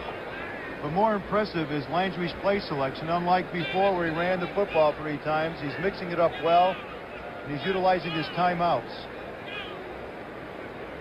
How much do you think the absence of J.D. Hill, out with a hamstring injury, perhaps their top wide receiver, how much do you think that has influenced Landry to go to his running backs frequently in this first half, Nick? Well, first of all, the running backs can catch the football, and he has been throwing to them all year. But J.D. Hill's absence is felt in a running game because he is an excellent blocker as a wide receiver. Jarvis will get in your way, but he really won't hit anybody. This drive started at the Lion 13. Now it is 1st and 10 from the Philadelphia 30. Landry firing on the run, and again King gathers it in and skips out of bounds. The clock stops with 33 seconds to go, and the Lions are putting on a clinic on how to run a 2-minute drill. The blitz is on, and the Eagles are coming. Both Bergey's coming, and good throw by Landry here. Right on the money. King just steps out of bounds again, keeps the drive going, but Landry off balance made a beautiful throw. A gain of 7 on King's 4th reception of the afternoon. 2nd down 3 from the 23. And they go with the draw play. They've got the first down. The Lions have only 1 timeout remaining. And they're not going to use it here. They're going to try and line up and get a playoff. An incomplete pass would stop the clock. And Landry purposely fires it out of bounds. Nice catch by the fellow on the sideline. Does she look worried? I don't know if she looks worried. She looks kind of content. Landry here will have probably 2 plays in 11 seconds that he can call because he has 1 timeout left. So even if he throws the ball and it's caught in bounds, he can stop the clock with a timeout. So we can expect 2 more offensive plays before they go to the field goal.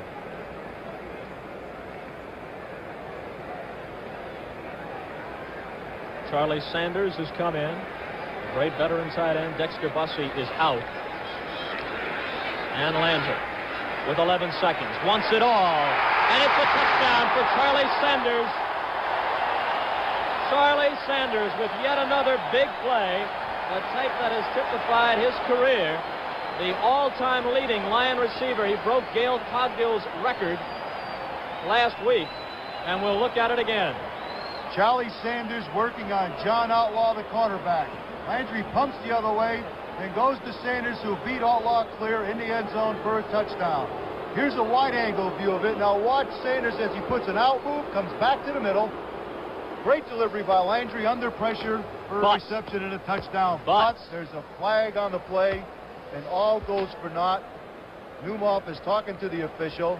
A big penalty against the Lions, a big break for the Eagles. 6 seconds left in the game. Offense, third down. The penalty is against Hertwig, and that will hurt him. And now Mickemeyer will come in with 6 seconds to go to attempt the field goal. Danielson will hold at the 35. It is a 45-yard attempt. Mickemeyer gets it away, and it is good. He did not have much to spare on that. It barely made it over the bar as time expires in the first half with the score.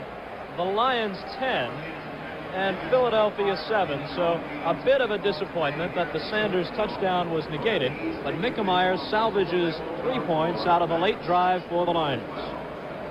Well, the Lions offense has been potent today, Bob. The score is only 10-7. But they've been running real well. The backs have been blocking for each other. Sanders and Hill have been blocking for the backs. But another important characteristic of the offense is they're going to the running backs as receivers, more so than they are going to Sanders or to Hill or even to Jarvis. The Eagles, on the other hand, have been sporadic. They've looked good. They've looked bad. They've had one good drive. Jaworski drove them down the field for that one score, but they have not really been that impressive offensively. So the Lions have scored on a 14-yard run by Dexter Bussey, following an interception and 32-yard return by Levi Johnson, and the 45-yard field goal on the last play of the half by Steve Mickemeyer. The Eagle touchdown, a 31-yard connection from Ron Jaworski to Keith Prefley, and there's your halftime score. Will the insurance fix our chimney? Sure, after we plow through the paperwork. It's different with Allstate. What's different? We have the world's largest team of claims specialists. Don't worry about a thing. They settle most claims like this without estimates. No problem. Allstate specialists are interested in you, not paperwork. I'll call the contractor today. Oh. That was easy. When it takes being different. You know, coming up this Saturday on the CBS Sports Spectacular at 4:30 p.m. Eastern Time, CBS will bring you the Grand Prix from Watkins Glen, New York. And for a preview on that exciting auto racing event, let's go to Ken Squire. The anniversary of one of the premier races in the world, the United States Grand Prix at Watkins Glen, New York. I'm Ken Squire, and throughout the afternoon we'll be updating you on the activity of this World Championship race, in which car number 11, driven by Niki Lauda, is expected to assume the world title still another time. Lauda is about to climb into this famous Ferrari car. One of his last rides for Ferrari, he changes to another team next year. And with this race, once again, be world champion. Lauda will not be racing so hard for first place as for the world title today. But for others, here in the rain, the story is going to be a race for first place. Mario Andretti will be seeking his 5th Grand Prix victory of the season for Team Lotus. Meanwhile, James Hunt is on the pole. His car, the McLaren, establishing a new record, breaking Lauda's old record in qualifying. And it will be James Hunt against the field. Mario Andretti is stashed back in 4th place, and between him and Hunt are the 2 Alfa Romeo automobiles. They'll be driven by one of the best drivers in the rain, and that's expected this afternoon, Hans Stuck, and also by the very fine John Watson. Moving out of the way here as Niki Lauda moves out to take a practice lap before we settle down to this World Championship race. The weather is cold. It is raining, and that will definitely be a factor. Whether to go with rain tires or the slick tires on this 3.4 asphalt course, that's a consideration that the team managers will have to make, and they'll have to make it shortly. the temperature has been dropping in the past 2 hours. Temperature not as much of a concern on this very undulating course as the water. Right at turn number 2, the water, if it starts to rain hard, is a river. Recall a year ago in Japan, Niki Lauda retired from the event and lost the world championship to James Hunt. He said he very well could pull out today. No one likes to run in the wet, but if there is a driver that can do it well in the wet, it is West Germany's Hans Stuck, and from the United States of America, Mario Andretti.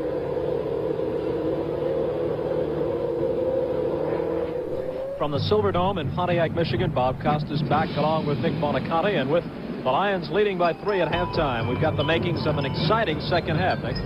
That's right, and it should be a real exciting half, and Vermeil will make some adjustments.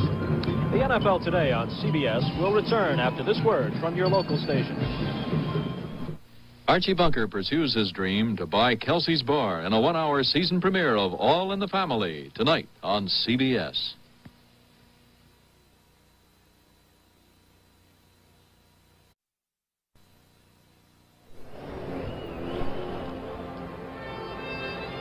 The Lions in front of the Eagles by 3 on the last play field goal by Steve Mickemeyer. Now we're going to take a look at that field goal. It just barely made it over the bar, and we'll have a chance to watch it again. We'll get it up here in just a minute. Here it is. Danielson holding, and Mickemeyer from the 35, making it a 45-yard attempt. Watch the ball. It just nudges over the bar to make it good. Looked like he didn't eat his Wheaties this morning. Just nudges over.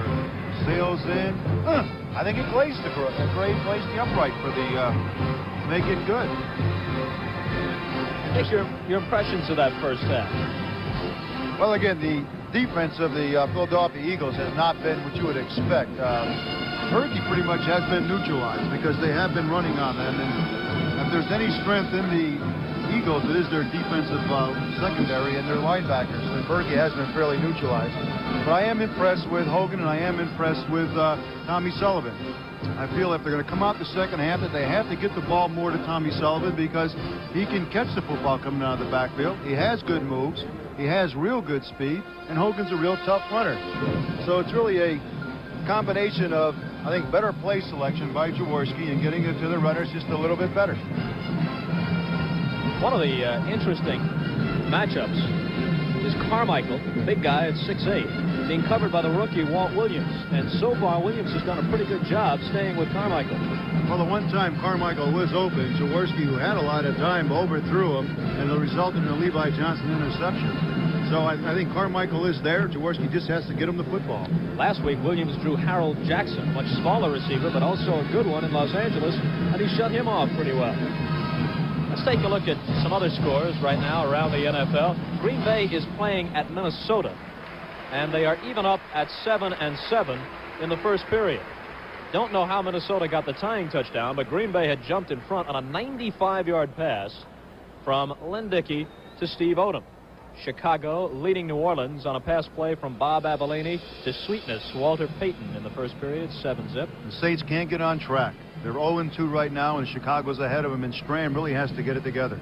And they looked so promising during the preseason. A lot of people thought the Saints would be the most improved team in the NFL this year. Well, they had that thunder and lightning in the backfield, but yet they're not doing anything, and they have a healthy Archie Manning, but yet they can't put any points on the board, and they can't win a game.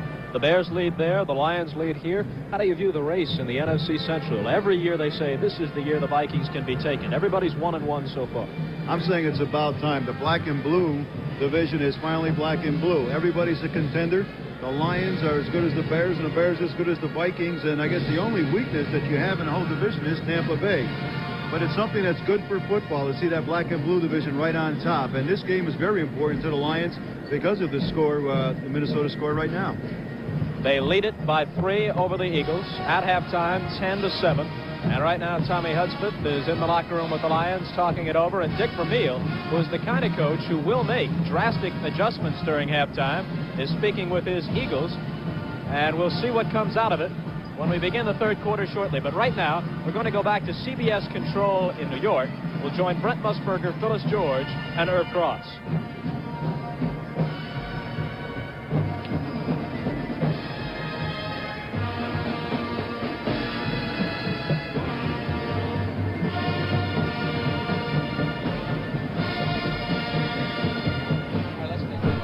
League. Update all the scores right now. The New York Giants and Atlanta. Many of you watching that game. The Falcons ahead. Tough defense this year. Philadelphia and Detroit. The rest of you watching that contest. 10-7 at the half. The Lions ahead. New England and the New York Jets. Very entertaining football game. 17-14 Patriots ahead. Pittsburgh and Cleveland. How about those amazing Browns this year? Tied at 14 at the half. Minnesota and Green Bay. The Packers struck first. 95-yard touchdown pass. Now they're tied at 7. New Orleans and Chicago. The Saints have just scored. They have just kicked the extra point. Tied in Chicago 7-all. Dallas and Tampa Bay. A Henderson interception for the Cowboys makes it 10-0. Buffalo and Baltimore. What's wrong with the Colts offense? Scoreless now in the first quarter.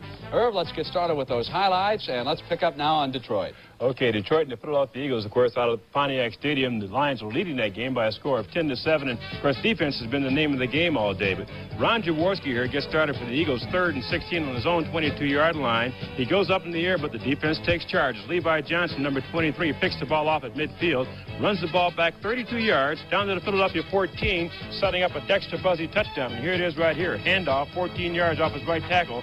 Bussey goes in. Detroit leads 7-0. Philadelphia tries to come back, and they do. Right here, 2nd and 10 on Detroit's 31-yard line. Jaworski goes it perfectly. 31-yard touchdown passes, all tied 7-7. Detroit later came back with a field goal and lead at halftime 10-7.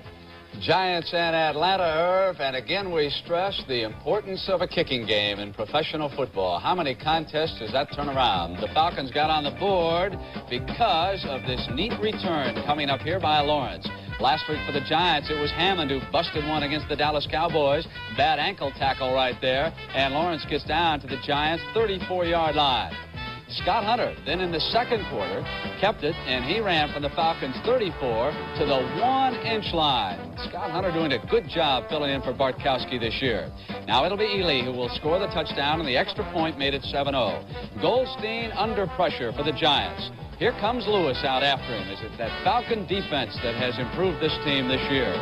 Goldstein's pass going to be batted down here by the guy they call Captain Crazy, Kuykendall. Goldstein's pass this time intercepted by Ray Brown. And so at the half, it is 7-0, Atlanta over the Giants. Green Bay, Minnesota, let me show you that 95-yard touchdown pass as it was thrown by Lynn Dickey to Steve Odom, and it put them ahead. Minnesota was then able to snap back after that. But it's a key play because the Vikings have had some problems this year. Here it is, Dickey now to Odom, who is loose, 95 yards. And then after the extra point, it was 7-0, the Packers ahead of the Vikes.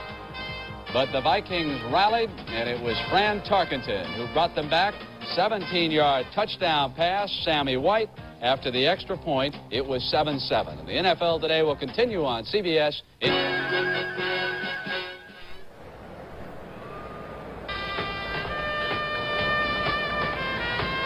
The Lions and the Eagles back on the field at the Silverdome in Pontiac. There you see the score. The Lions up by 3. Bob Costas along with Nick Buonaconte. And we're just about set to get the second half underway.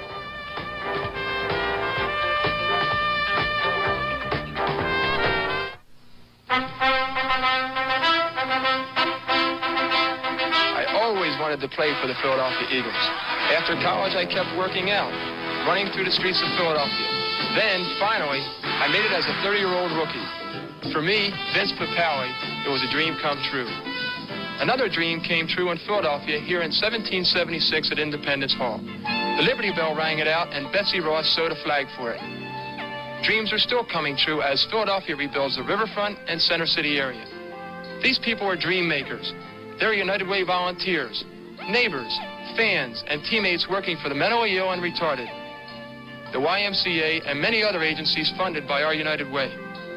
Philadelphia wouldn't be the same without them. Superstar in Rent-A-Car.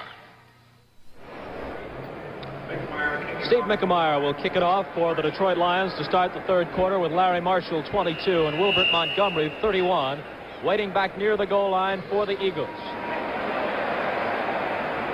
Marshall at the 1. Marshall through a big hole. Fumbles the football as he's hit, but it goes out of bounds. And it will be Philadelphia ball after a good return.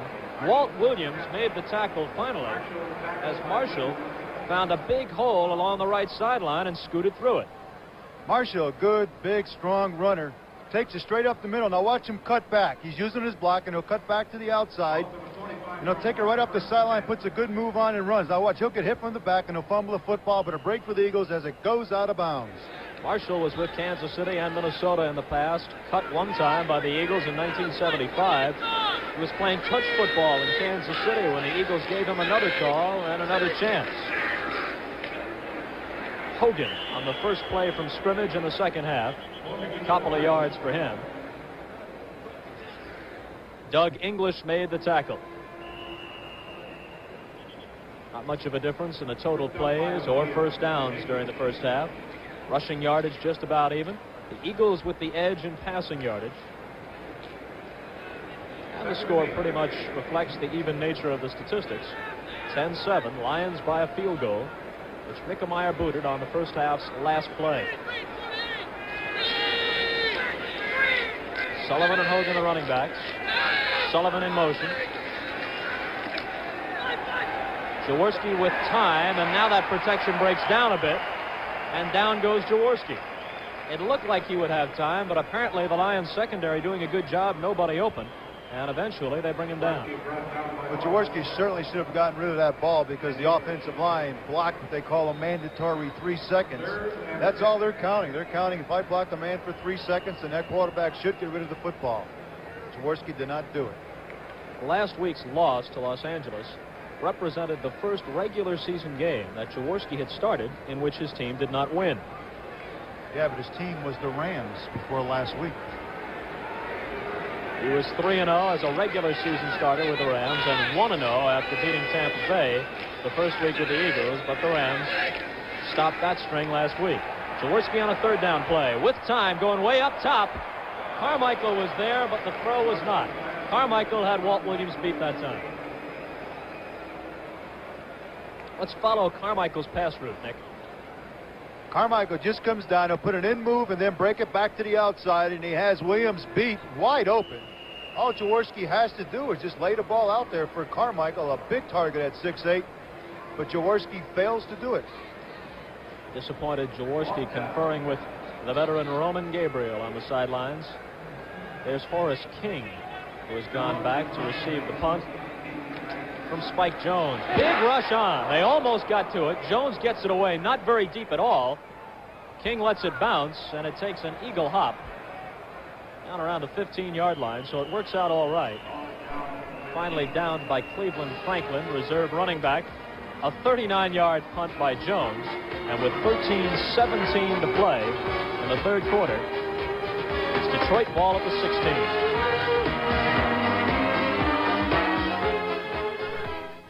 Of all of the small cars to choose from, Ford Pinto offers the kind of value that makes it the best-selling American small car. Pinto has a low price, and over 75% of Pinto's scheduled maintenance requirements have been reduced or eliminated.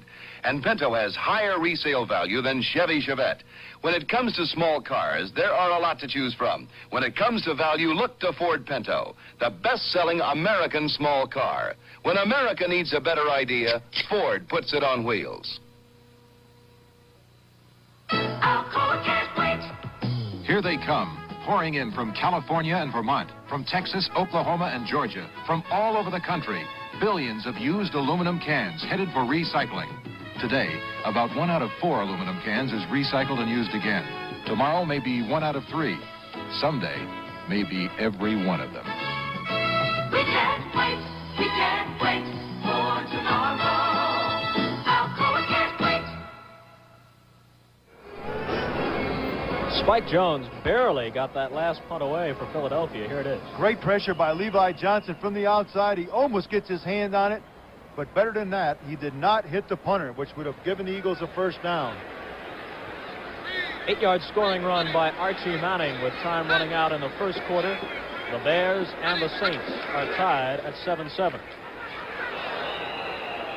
Eagle defense rising to the occasion. Dexter Bussey rising after a loss on the play. Number 65, Johnson, the defensive rookie who's starting now for the Eagles, has good quickness off the ball. He can come real hard. He has good moves. He's able to elude his guy. And he just does a good job so far in there. Are the fans enjoying today's game? Having a little sip of the beverage that refreshes. Shoving a little popcorn into the mouth. 2nd down and 13 yards to go after a loss of 3 on the play. Fake by Landry and a sideline toss over the head of the intended receiver, King. It'll bring up 3rd down from deep in Lion territory. Dallas leading Tampa Bay 17-0 at the end of the first quarter. A 32-yard field goal by Efren Herrera. Then a 79-yard interception return for a touchdown by Tom Henderson. Then a 17-yard run by Robert Newhouse. Could be a long afternoon for John McKay's Tampa Bay Buccaneers. They trail the Cowboys 17-0 after 1 quarter. Folks, Thomas Henderson is a linebacker and runs the 40 and 4.6 and 109.8. Big play now from the 13-yard line for Landry and the Lions. He has time. Slips away. And he's going to keep it way short of the 1st down as he goes out of bounds. Good coverage once again by the Eagles secondary as Landry had plenty of time before finally being forced to run. John Outlaw chased him out of bounds, number 20. Minnesota has moved in front of Green Bay 13-7 early in the 2nd quarter. A 16-yard pass from Fran Tarkenton to Sammy White for the first Minnesota score to tie the game at 7-7. Then a 3-yard run by Chuck Foreman to put them in front. But the point after touchdown was wide. And it's 13-7, Minnesota over Green Bay. Wilbur Sumner under pressure right now. He meets it at about his own 10. Gets away a spiraling kick. Marshall at the 35 with time and room to return it. About a 7-yard return out to the 42. Good field position now for the Eagles after another good punt by Summers. So apparently the work of Summers has eliminated one headache for Tommy Hudspeth. They have had such a terrible time with their punting game, but Summers has done the job today.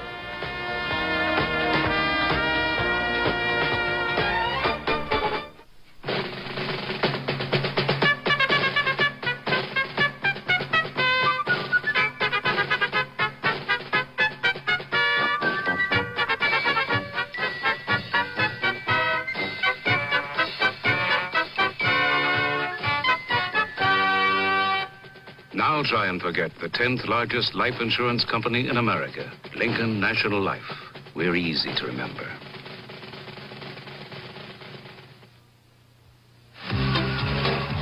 You know, it looked like a light day with nothing to deliver but posters for the AC Spark Plug Buy 7 Get 1 free sale. What could be easier, right? Wrong. Do you know how many places sell AC Spark Plugs?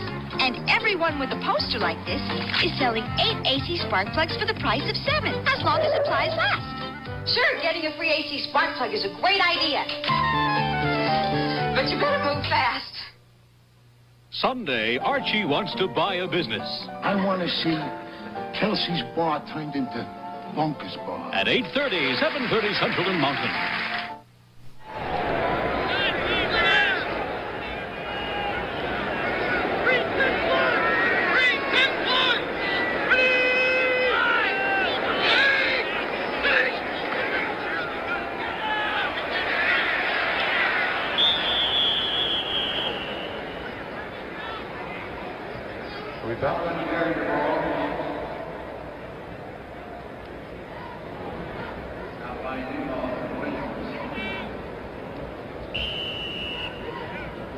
We've got them in all ages, shapes, and sizes out at the Silver Dome today.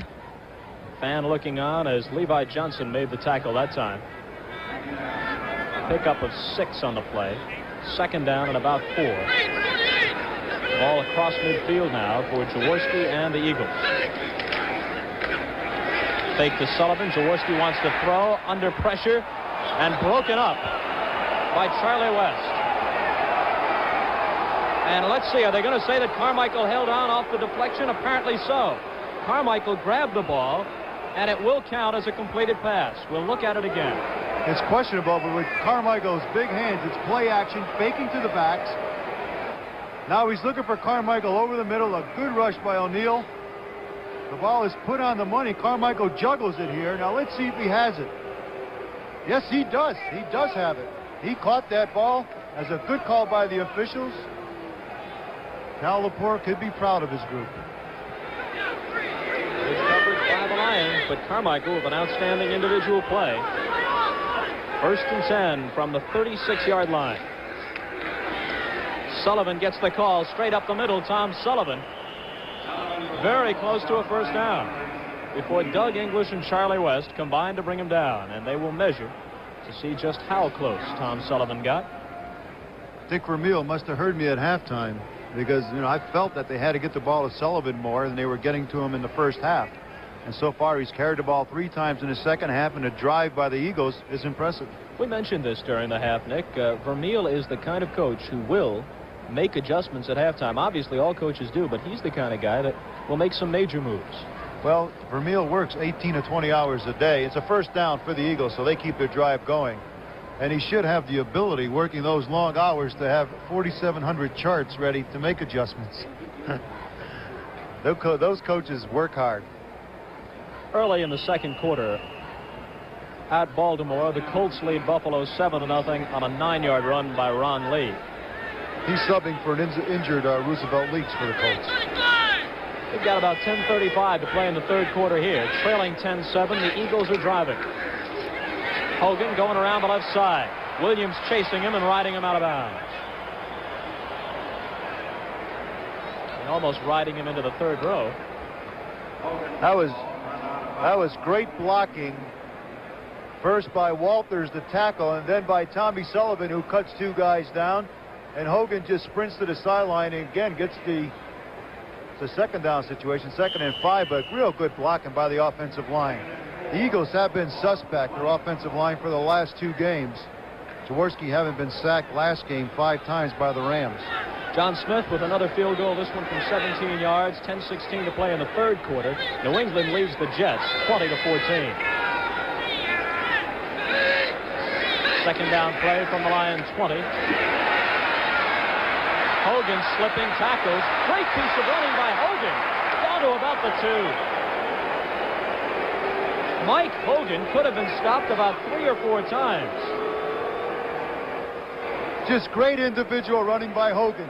He looks like he stopped and he cuts back to the middle and does some great footwork here. Running like the best running backs in the NFL. He cuts back to the middle and he gets a big first down for the Eagles, almost scoring on that effort. Super run by Mike Hogan. Great individual effort. Another angle. Looks like he stopped and he'll make that same cutback. Walt Williams does not come up and could have forced it, but he doesn't make it, and he just eludes Williams' tackle. And it's 1st and 10 Eagles. First and goal from the 1 after a 19-yard run by Hogan. This time he tries for the touchdown, and they stop him cold. Talking about Hogan, he gained 561 yards last year despite missing 6 games due to injuries. And last year was his rookie season, so he has a chance to be one of the better running backs in the NFL. On that play, the Lions were waiting for him. Stacked him up for no gain, maybe about a half-yard loss. Ball is just outside the 1. Second down and goal. 9 minutes, 10 seconds to play, third quarter. Touchdown here would put the Eagles in front. They trail now 10-7. Jaworski's going to throw for it. And it is broken up on a great play by Levi Johnson. Now, Charles Smith may think he was interfered with. Johnson came right over the top to bat it down. The play-action pass, and he has Krepke wide open in the end zone, but then he decides to go back. And it's in, and Smith drops the football, but he had Krepke wide open on a play-action pass here. He's waiting in the end zone, waving his hands, and he doesn't throw the football, which is a mystery, and decides to go to Smith, and it's a good play. But there was holding on a play anyway, so it's a 15-yard, 10-yard penalty against the Eagles. So it went for naught. It was a spectacular defensive play, though, by Johnson coming over the top to bat it away from Smith. Unsportsmanlike, 76 offense. Reporting his end and went to the tackle. He could not do it. Jerry Sizemore, apparently, Nick, reported into the game at the wrong position. Well, I thought if you wore a lineman's number, you can line up as a lineman. But maybe they had him as a tight end. I'm not sure. Apparently he reported in as an end. Well, whatever it is, it's a 10-yard penalty against the Eagles. That is the long and short of it. And it brings up second down and goal to go, but this time the ball is at the 16-yard line.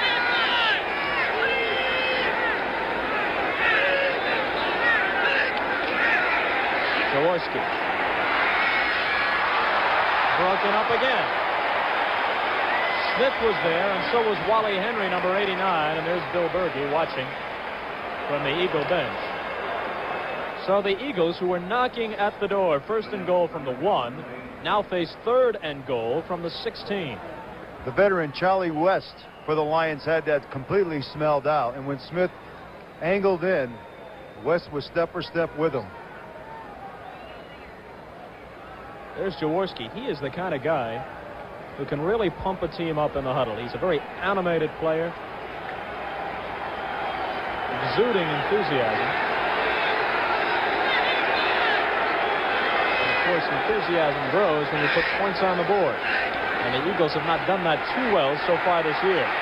Jaworski to Carmichael, and Carmichael has 6 points. Barely got his feet down in the end zone for the touchdown. The penalty is against the Lions, and it probably is a holding penalty against the defensive backs. The Eagles will refuse it. Here it is. Carmichael just gives an out move. Jaworski delivers the ball, hanging in the pocket beautifully. Good protection. All the evidence of a good offensive play that results in 6 points for the Eagles. And into the end zone by inches, and Jaworski showing you a bit of what we told you about him, about his being very animated, enthusiastic type player. He ran over and jumped right into the arms of Harold Carmichael after the touchdown. Muhlman will try and make it 14-10 with 8:50 to play in the third quarter. The Eagles ahead for the first time. Jones had trouble spotting it, and it's blocked. That was not Muhlman's fault. Jones could not hang on to the snap, and he was late getting it down. And Muhlman's point after touchdown is blocked. And that could be crucial because the Lions are now within distance to tie on a field goal, trailing 13-10. Come on, old trademark. Time for your walk. What's the hurry? I know where we're going. To where your family began. With the same Levi's blue jeans worn by this man. There's Rick Kane waiting in the end zone for the kick by Muhlman, with the Eagles in front 13-10. But it comes to Luther Blue. And Blue, the rookie out of Iowa State, moves it across the 30 before being brought down. Let's look at the scoring play by the Eagles again. Third down and long. Jaworski going to Carmichael, has double coverage on him. Jaworski hangs in the pocket and delivers a perfect strike to Carmichael, who makes an out move for the 6 points. Beautiful pass, a beautiful reception. And now we're going to look at Carmichael. the fumbled extra point attempt. Can't get the ball down. Then Muhlman attempts it, but Doug English breaks through to block it. So it's 13-10. Eagles ahead. And as we mentioned, that's a big play because right now field goal can tie it for the Lions instead of leaving them a point short. Landry immediately to the air. And Horace King, who has been one of his favorite targets today, gathers it in and skips out of bounds. The backs have been the prime receivers for Landry. This is play action, fake to Bussey. It's one-on-one coverage. Berge covering King. Not much of a foot race because King is that much quicker. Receives it for the first down, and the Lions are driving. His 5th reception of the day. Eagles went 54 yards in 8 plays and held on to the ball for quite a while.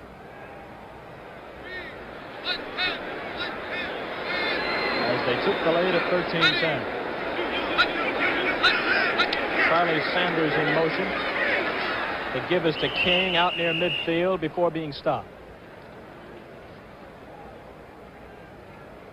Dick Vermeil along the sidelines. Can't see who he's talking to. Looks like he's talking to Ed George, the offensive tackle.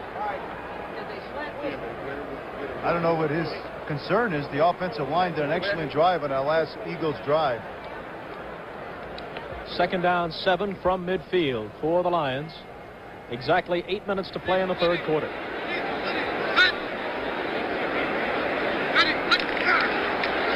fake and a quick flip. Out to Luther Blue. Speedy rookie.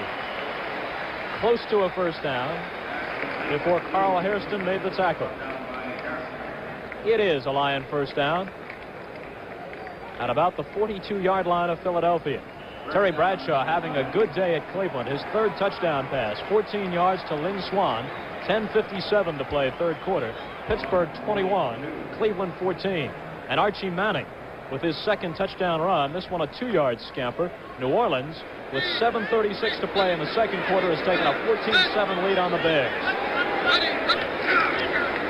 Bussey. Not too much running room. Virtually no gain on the play. No running room on that play, Bob, simply because Marv Hubbard, the fullback, and Bollinger, the guard, took the same man, and the linebacker, Bunning, knifed inside to make the tackle. Richard Wood of Tampa Bay picked up a fumble and ran 37 yards into the Dallas end zone. And the score now, the Cowboys 17 and Tampa Bay 7 at Dallas. And Atlanta has gone in front of the Giants 10-0 in the second quarter on a 35-yard field goal by Nick Mickemeyer. His brother Steve is playing here today for the Lions. Bussey again. And again wrapped up by the Eagle defense. Manny Sistrunk on the tackle. The way the Eagles are pursuing like that with Sistrunk coming down the line so fast, it would be a good time to run a reverse, because that's probably his responsibility. The Lions have been doing some unusual things, at least for them, on offense this year. Ed Hughes is their offensive coordinator, and he worked for many years under Tom Landry at Dallas. It was his idea to go with the 2 tight ends and a number of other offensive innovations. Sanders again moving in motion. Landry with the flip to King. King trying to get the first down yardage and coming up short of it. They needed to go just inside the 32. And King is to about the 33. It'll be 4th down. And a long 1 or a short 2. Landry looks at Hudspeth. They're going for it. Yes, they will. They will go for it on 4th down. Here's a good spot here for a play-action pass and then go to the backs. White Star would love it.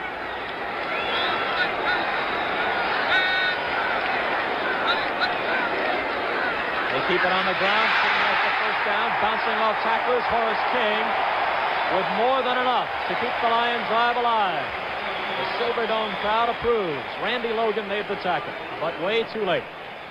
Good block here by Dexter Bussey, and Dave Hill spring it all the way. Good block by Bussey on Outlaw. Good running by King with power. Bows over Berge and gets the first down. He needed 1.5 and he got 9. 1st and 10 from the 24. Clock is moving with 5:08 to play third quarter. Philadelphia 13, Detroit 10. Bussey gets the call. And he got 2 or 3 more yards than he might have with second effort. Around the 21-yard line, which would make it a gain of about 3. Frank LeMaster made the tackle. Lynn Bodine has come into the game replacing Bollinger. Now it looks like Bollinger got shaken up on the last play. That was a good block by Bodine. Marv Hubbard, number 44, you saw him there. Veteran from Colgate. Spent so many years with the Oakland Raiders, trying to come back now after serious injuries to his shoulders. Landry running out of the pocket and then spotting Horace King. And King goes inside the 10. What a job he has done this afternoon, both carrying the ball and catching it, but there is a penalty marker down.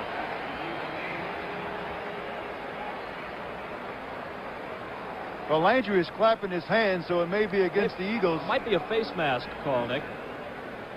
Somebody may have reached in and grabbed King around the helmet. See if we can pick it up. Again, we're going to a play-action pass, and Landry makes a good move. Now he's looking for Dave Hill at tight end, He can't find him, so he starts to scramble a little bit.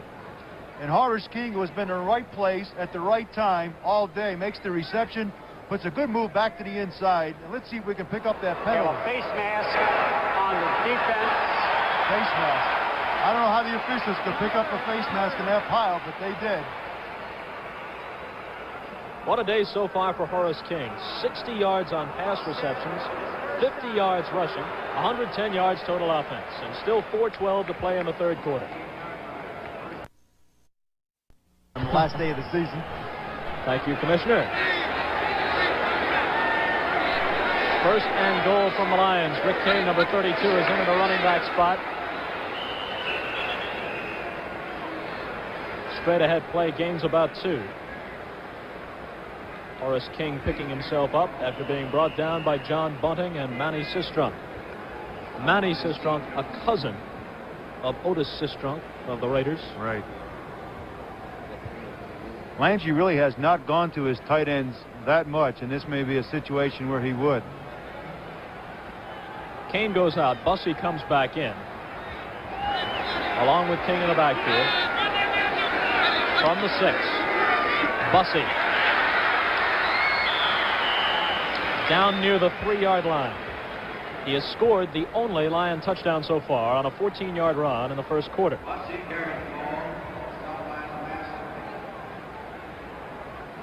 There's a former Atlanta head coach, Marion Campbell, and actually my first coach in professional football.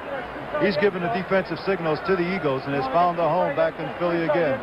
He and Fred Bruni coming over from the Falcons.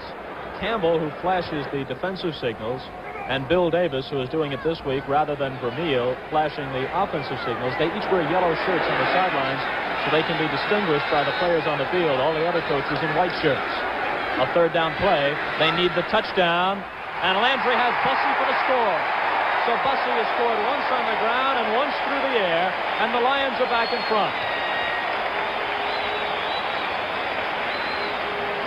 16-13 Detroit. The clock shows 2:47 to play, and that's Lawrence Gaines, number 38, who has been inactive this season because of a knee injury, in uniform for the first time today. He congratulates Bussey after this catch. Utilization of your running backs as receivers, and that's what Landry has done all day long.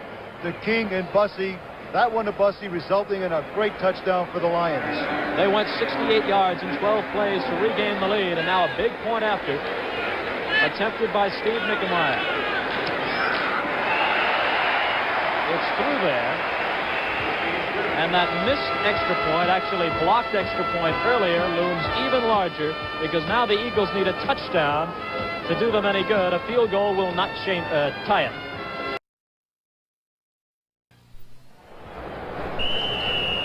Marshall 22, Montgomery 31, awaiting the kick from Mickemeyer. And he gets plenty of foot into this one. Montgomery says, I'll stay right here. Eagle ball on the 20.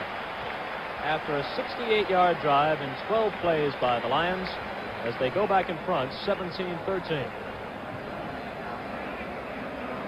Next Saturday, the CBS Sports Spectacular, Niki Lauda, the favorite in the Grand Prix at Watkins Glen. Bill Superfoot Wallace, who can kick that left foot out there in full contact karate at about 60 miles an hour. That's really something to see. He'll be defending his world middleweight full contact karate championship, and then the world's strongest men competition continues. I'll tell you more about that in a minute. Jaworski trying to rally the Eagles again. An inspired Lion defense is waiting for Mike Hogan. Paul Newmoff was there first.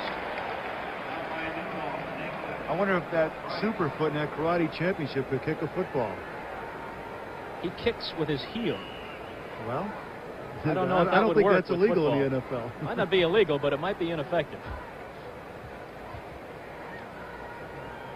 19-yard field goal by Efren Herrera with 2:46 to play. Second quarter at Dallas. Cowboys 20, Tampa Bay 7. A look at what Jaworski has done so far. He faces 2nd and 8, exactly 2 minutes remaining in the third quarter. With time. And Charles Smith was the intended receiver. But he didn't have much of a crack at that one as it was overthrown by Jaworski. What Jaworski actually was trying to do is he's trying to find that middle spot in the zone because they have a cornerback who comes up and plays it short. They have a free safety who plays it deep. And there's a gap in there between the cornerback and the safety. He tried to fill it in there, but he couldn't find it. Jaworski in his 4th NFL season. Played his college ball at Little Youngstown State. The Eagles acquired him from the Rams in exchange for the rights to tight end Charlie Young. And the man who replaced Young at tight end, Keith Prepley, has caught a touchdown pass from Jaworski today. Pressure on him. Jaworski finds Smith. Charles Smith struggling for extra yardage. But Barney, Laslovic, and West combine to do Charlie Smith in. Minute 35 with the clock moving. 17-13 Lions in front, 3rd quarter. And it will be a first down for the Eagles at about the 38-yard line. Newmoff was in on a blitz that time, and the backs picked him up real well. And the impressive thing with Jaworski is he had Newmoff around his legs, and yet he hung in the pocket and delivered the ball to Smith for a big first down.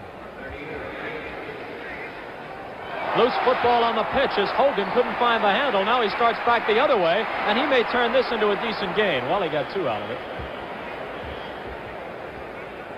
which was better than the potential disaster which was staring him in the face when he juggled it the first time. Here Hogan looks like a basketball player playing for the 76ers. Dribbles it, picks it up, says, hey, there's no room over here. Let me go back the other way. He picks up a good block from Carmichael. But Charlie West is there. They bring him down. Hogan fumbled earlier in the game to stop an Eagle drive deep in Lion territory. 2nd and 7. This will be the last play of the 3rd quarter in all probability, unless it's an incompleted pass.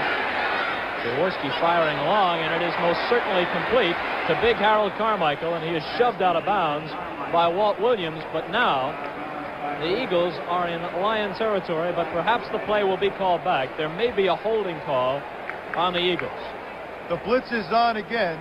Tommy Sullivan picks up O'Neal very nicely, and Jaworski hangs in the pocket, waiting for Carmichael to beat Williams, which he does. But again, it goes for no gain because there's a holding penalty on the Eagles. That'll kill more drives and demoralize more teams than just about anything in football.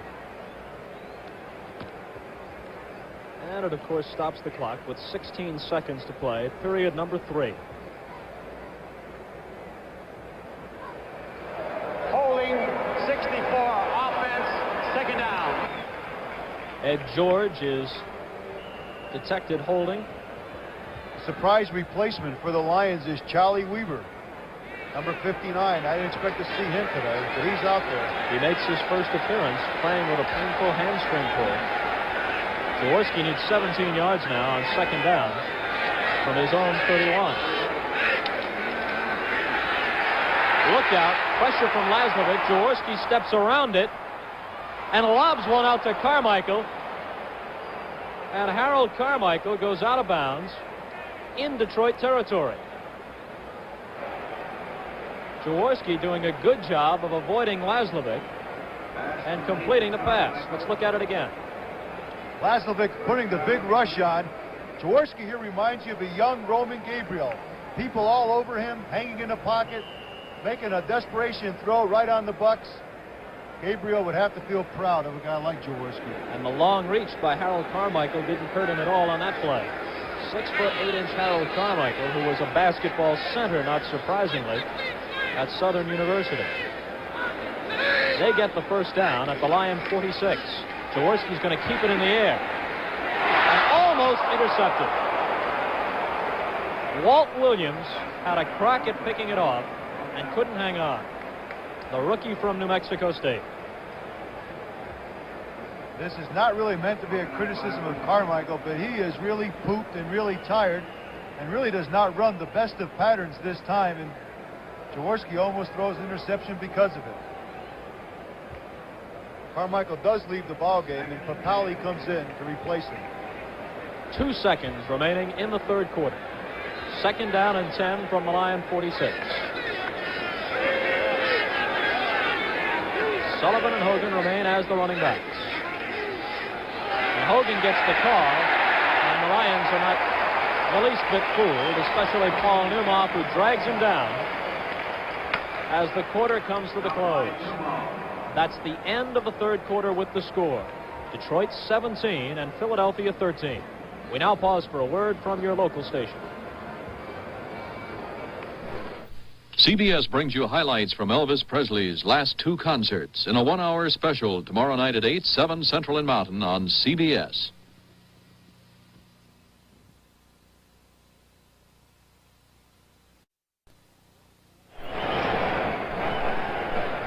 Ron Jaworski faces 3rd and 15 on the first play of the final period. Who would you look for him to go to here, Nick? Well, I think he'll go to Smith, about a 20-yard pattern over the middle. I'm definitely to be wrong. From the Eagle 49, they've got to go to the 36 of Detroit.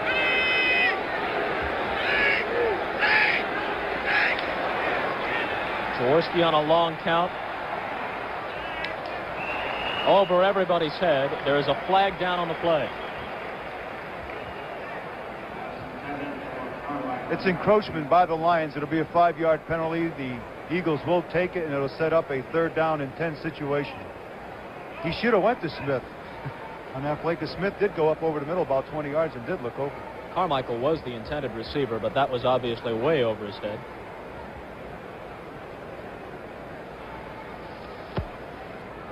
And again, Cal Lepore. Speak to us, Calvin. Offside, 82. Defense, 3rd down. Ken Sanders was the man who jumped. Buffalo has tied Baltimore at 7-all. Joe Ferguson to Bob Chandler from 15 yards out. 2 minutes to play in the half in that game. 3rd and 10 for Jaworski and the Eagles.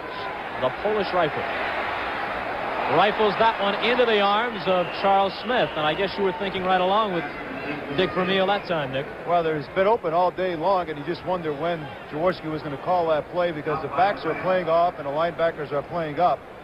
All Smith does here, and with good protection again by the Eagle offensive line, is go down about 20, bend up over the middle, and he's wide open. Big 1st down for the Eagles. An 18-yard gain on the play.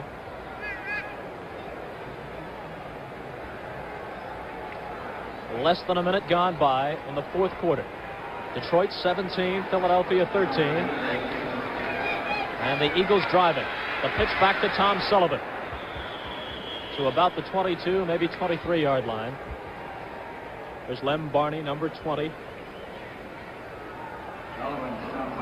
Lem Barney's been hampered with injuries for the last 2 games, and Levi Johnson was shaken up today, so he's seeing action, I don't think, which he intended to really do today. You know, that I formation that Vermeil has inserted for this game really gives an added dimension to Tommy Sullivan because of his quickness. Barney, the great veteran whom we mentioned, with Detroit since 1967, has been moved in this his 11th season from the corner to a free safety spot. 3-time All-Pro. Hogan manages to fall forward to about the 20. But that will leave him short of the 1st down. Ken Sanders made the stop. And there's the line. Up to date on Ron Jaworski. New Orleans perhaps on the verge of upsetting Chicago.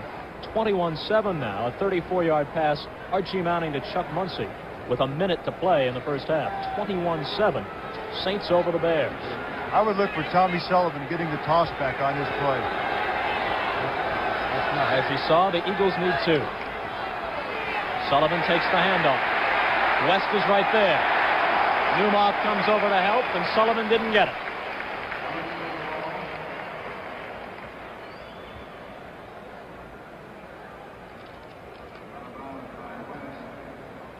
Well, Coach, what do? Do you go for the 1st down and try and get the touchdown, or do you kick the field goal and then make it 17-16? Dick Vermeil talking it over. They're going for the field goal. Now, the field goal will leave them a point short, even if it is good. But they need 2 yards. And Vermeil decides that with plenty of time remaining, 12:45, that he'll let Horst Muhlman try one with Spike Jones holding. Jones kneeling at about the 27, making it a 37-yard attempt. Muhlman has yet to kick one this year. A flag is thrown as Muhlman gets the kickoff. It's no good, wide to the right side, and let's wait for the penalty. It's against Philadelphia. Obviously, the Lions decline. The Eagle drive is stopped, and with 12 minutes and 40 seconds to play in the ball game, the Lions retain that 17-13 lead at the Silverdome.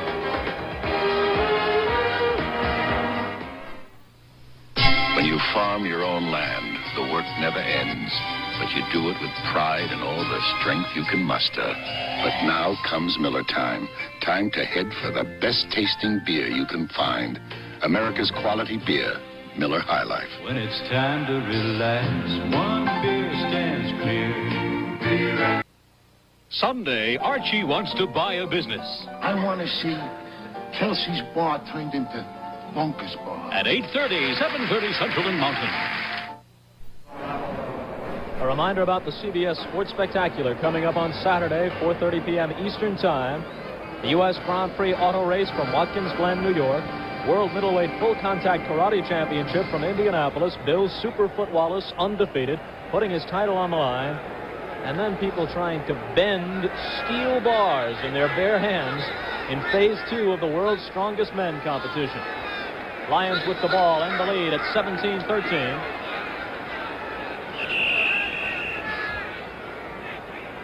Not too much that time. A big game. The Jets 21, New England 20.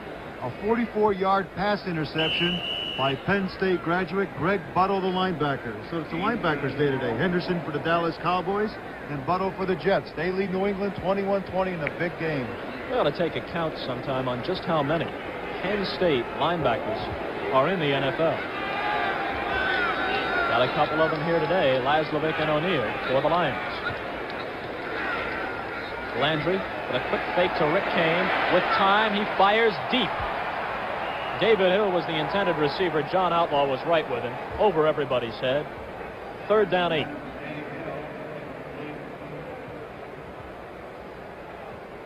Still plenty of time, and we could be heading for a heck of a finish. Lions by 4 at 17-13 with 11:56 remaining. Jarvis and King come into the game right now, so that means that King has had so many receptions today and has looked so well coming out of the backfield on the receiving end of it, could be involved in this next play. Charlie Sanders, number 88, you saw him with his back to you. 10-year veteran from Minnesota, played in 7 Pro Bowls for the Lions, and he is playing despite a very severe injury to his hamstring, which has bothered him all during the preseason. I'll tell you more about that in a minute. Luther Blue, the rookie, was the intended receiver, and he tried to run with it before he had it. And this is going to bring up a punting situation. Wilbur Summers coming in for the Lions. Sanders, Nick, is using an electrical device which is attached to his hip. And basically what it does is it cuts off the pain impulses to his brain when contact is made. A complicated thing, one which Charlie himself doesn't fully understand, but he says he just tries to stay away from linebackers with wire cutters and water. As long as it doesn't short circuit, he has a chance. Larry Marshall, the single safety, waiting for the punt from Summers. This one is not especially long. Marshall fielding it at the 45, and a dangerous play as the Lions were right on top of him. He did not call for the fair catch. Ray Jarvis brought him down after a 33-yard punt by Wilbur Summers. 11:43 to go. It'll be Philadelphia ball at their own 45. The Ford in your future is coming. The new Ford Fairmont. A new car designed for today and the years ahead. Fairmont's mileage ratings are the same as a little VW Rabbit when both are equipped with automatic transmission. Yet Fairmont has 90% of the head, leg, and shoulder room of most large cars and fine all-around visibility. This kind of room is combined with the highest mileage rating in its class. Test drive Fairmont October 7th. Fairmont, the newest, better idea from Ford. Should have bought Mobil 1. The oil, it saves you gas, you know. Should have bought Mobil 1. Helps you start at 35 below. Should have bought Mobile One. Engine temperature hits 500. You're cool. Should have bought Mobile One. You only change it every 15,000 miles. Mobil 1, the oil that does it all. Take it from an expert. The Jets continue to roll against New England, Nick. The plot thickens in the AFC East. The Jets on a 25-yard pass. Richard Todd to Wesley Walker. Point after touchdown missed. They lead 27-20 over New England. That's with 10.5 minutes to play in the fourth quarter of that game. It's first down now for the Eagles from their own 45. Jaworski has plenty of time. And Charlie West may have played it on a bounce. Lion fans don't like it, but he played it on a short hop. Jaworski's pass was into a crowd of blue shirts. There wasn't an Eagle receiver anywhere near it. And West almost came up with the interception. That's a situation where the quarterback just makes up his mind, I'm going to throw it to that receiver no matter what happens. And he did, almost resulting in disaster for the Eagles. We passed Charlie West coming into the parking lot this morning at the Silverdome, driving in his band. Spent 6 years with the Minnesota Vikings. Now in his 10th NFL season overall. Hogan. Absolutely nothing. Charlie Weaver. He's a veteran, but he reacts to that play like a rookie.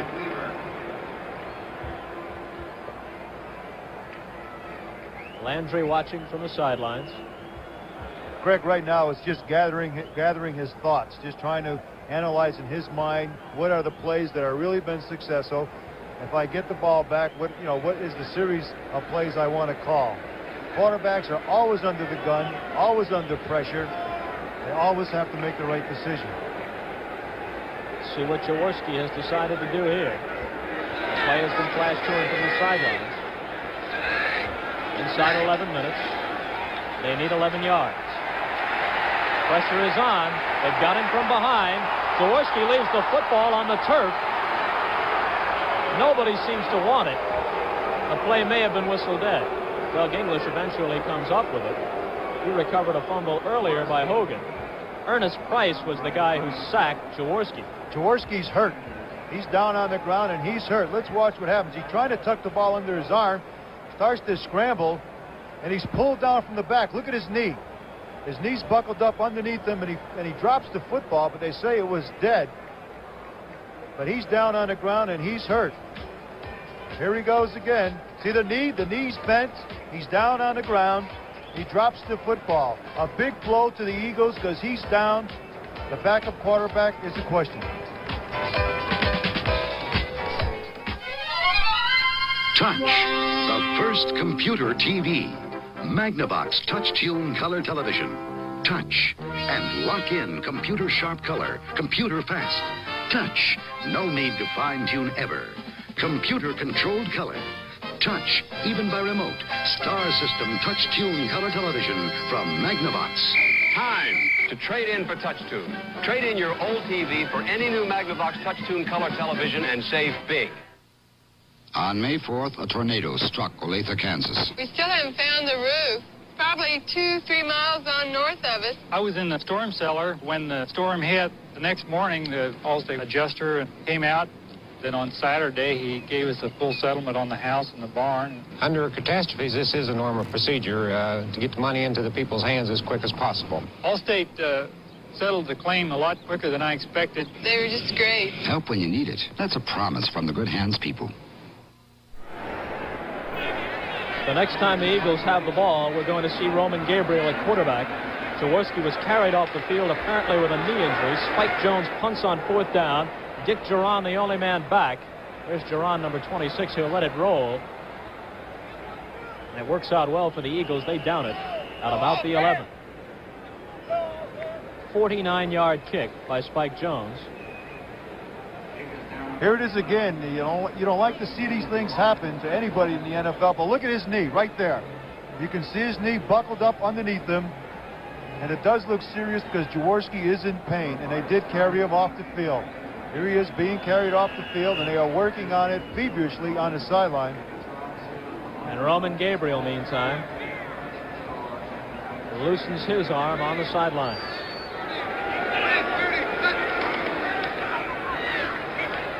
Lion ball, and King doesn't get much, maybe a yard, before being stopped. Clock is moving, 10 minutes and 19 seconds to play, fourth period. They're also in the fourth quarter at Cleveland. And Terry Bradshaw is having a field day, a 1-yard run for a touchdown. He has thrown for 3 other scores, 28-14. The Steelers out in front with 11:30 to play in that game. The Browns with a murderous early season schedule. They managed to beat Cincinnati and then New England. And then in week 3, they run up against the Steelers. King again. Out across the 20, and he may have the first down.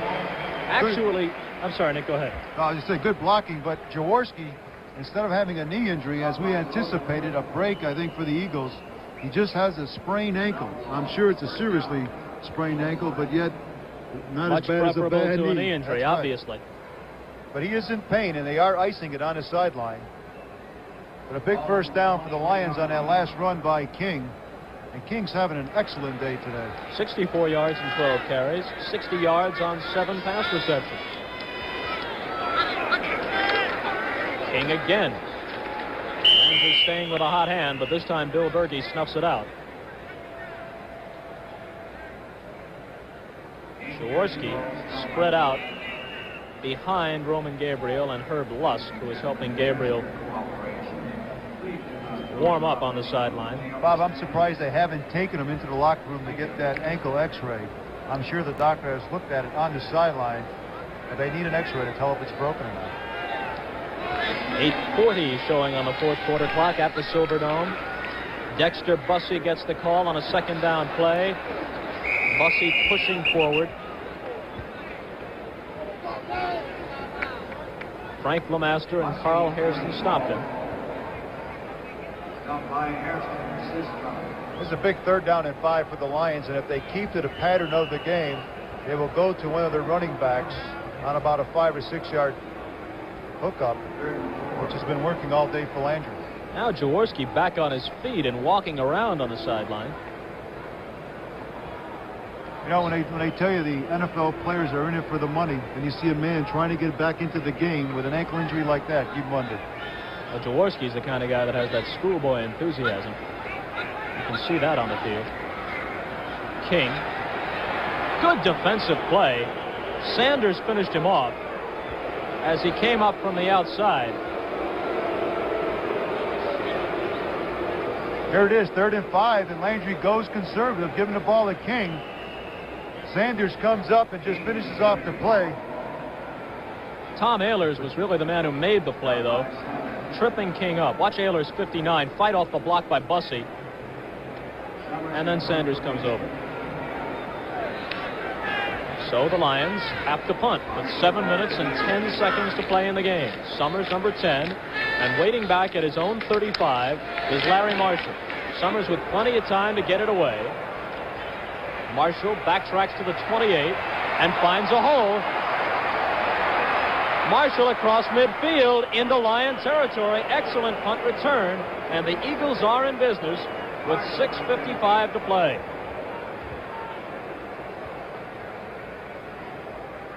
A 45-yard punt and a 25-yard return by Marshall, and here it is.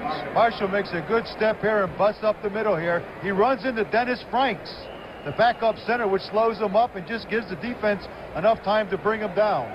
Good run by Marshall. Roman Gabriel is into the game at quarterback now for the Eagles. A 16-year veteran.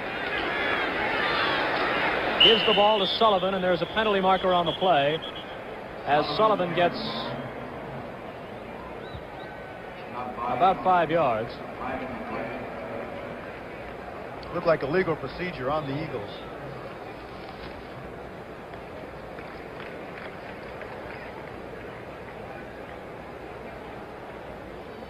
Paul Newmoff discussing it with Cal Lepore.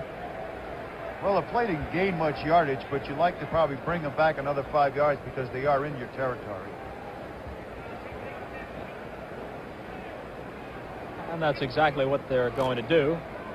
Brings it back to the Eagle 48. Let's tune in on Cal Lepore. Eagle motion, 64. Offense, it is first down. Next Sunday, a CBS doubleheader. The Giants going against the Eagles at the Meadowlands in New Jersey. And these Lions against Minnesota, big NFC Central battle. Doubleheader games, Dallas against St. Louis, Atlanta and San Francisco, Washington and Tampa Bay. Some areas will see only a single game due to the NFL blackout policy. The handoff to Hogan. Back into Lion territory before being stopped by Paul Newmark. Interesting point, Bob, is that Bill Davis, the offensive backfield coach for the Eagles, has given Gabriel, a 16-year veteran, the plays from the sideline. Gabriel has undergone 5 knee operations. Also operated on his upper lip recently and removed that big bushy mustache. He's clean shaven now. 2nd down and 10. 6:10 to play in the fourth quarter. They may have taken too long. They took more than 30 seconds, and that's going to cost them 5 yards. The wrong time to have something like that happen. But the Eagles were too slow in getting the play off.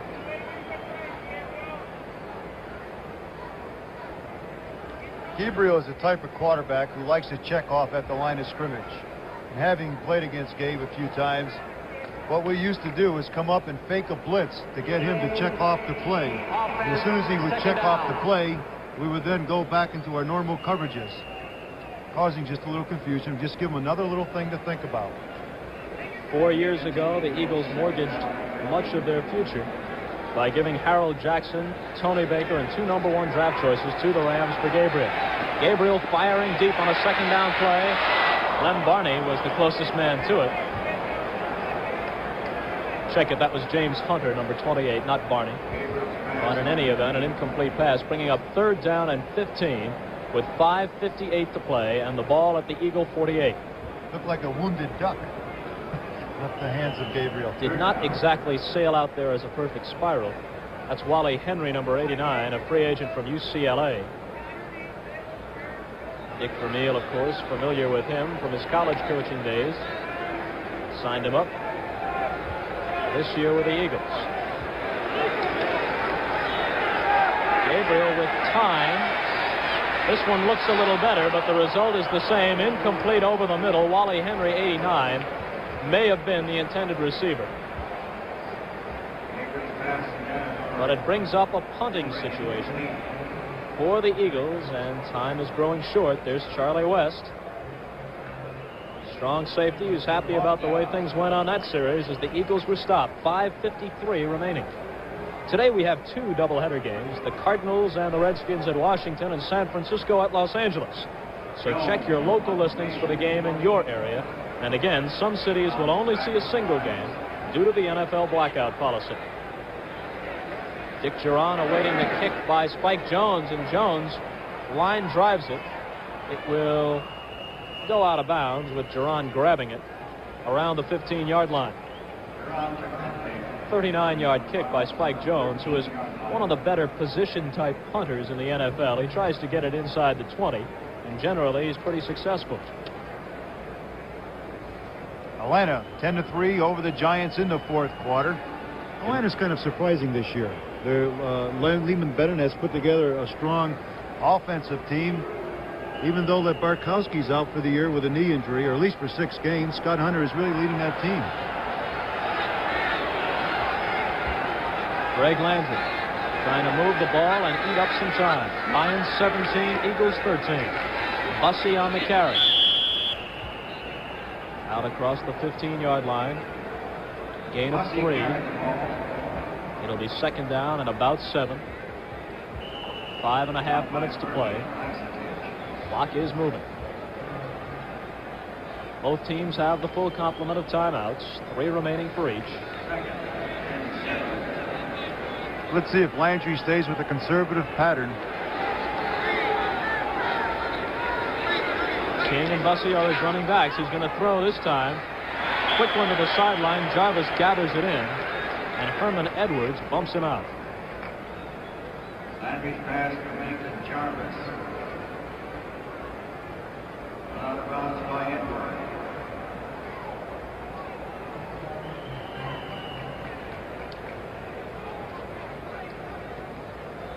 Edwards drew the assignment on Harold Jackson last week against the Rams and stopped him very well.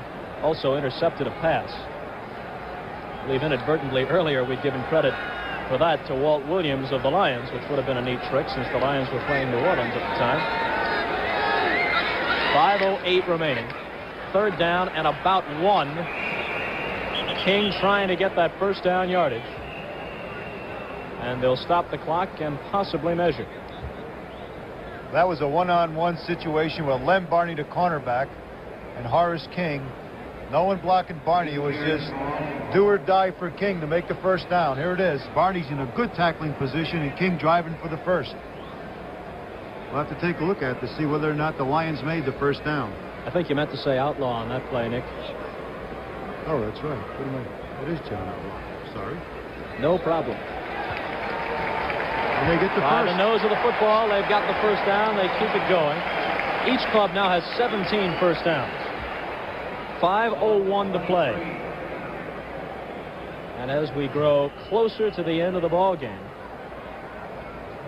that big blocked point after touchdown by Doug English looms as a big play.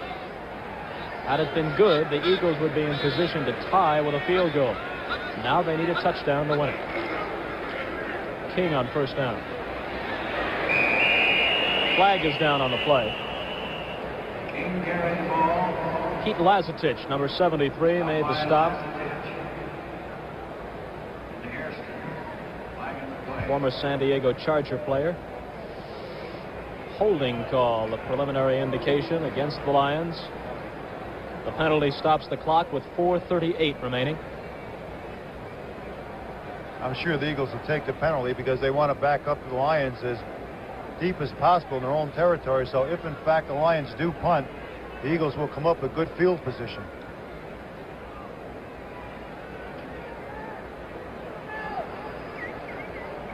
They pace it off back inside the 15. And Cal Lepore will make it official. Holding 63. Offense. First down. Well, they caught the center, John Morris, for holding. Pete Lazatich was a former teammate of mine at the Miami Dolphins. The Jets out in front of New England, 27-20 in the fourth period. The other New York club not doing as well. They trail the Falcons by a touchdown in the last quarter. This is 1st and 20. Sanders in motion. King on the carry. And the Eagles put that one away in short order. And the Lion fans vent their displeasure at the way things are going. Manny Sistrunk and Frank LeMaster combined to stop Horace King. But the clock keeps moving. 4:15 remaining now. The fans can be fickle. If Landry goes back and throws a pass and it's intercepted, they'll boo that also. Second down, 18. Ball at the 15. Detroit leading Philadelphia by 4. Draw play for King, and that's stopped for a loss. And more boos rain down here at the Silverdome. Carl Hairston made the tackle on King. The Eagles will have plenty of time with 3 timeouts remaining when they eventually get the ball back if they can stop this third down play. 3rd and 20. Hudspeth's doing the right thing. He's keeping control of the football. The Eagles have to score a touchdown to win. A field goal does them no good. So why give it up fruitlessly when you can contain it and keep it? 3:18 now as the clock continues to move. This time he will go to the air. Landry finds his man, and then it's broken up. It would have been short of the first down anyway, but King couldn't hang on. Randy Logan gave him a shot and jarred the ball loose. Penalty marker down.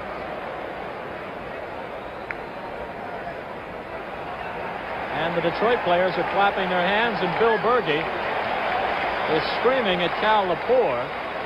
So this may go against Philadelphia.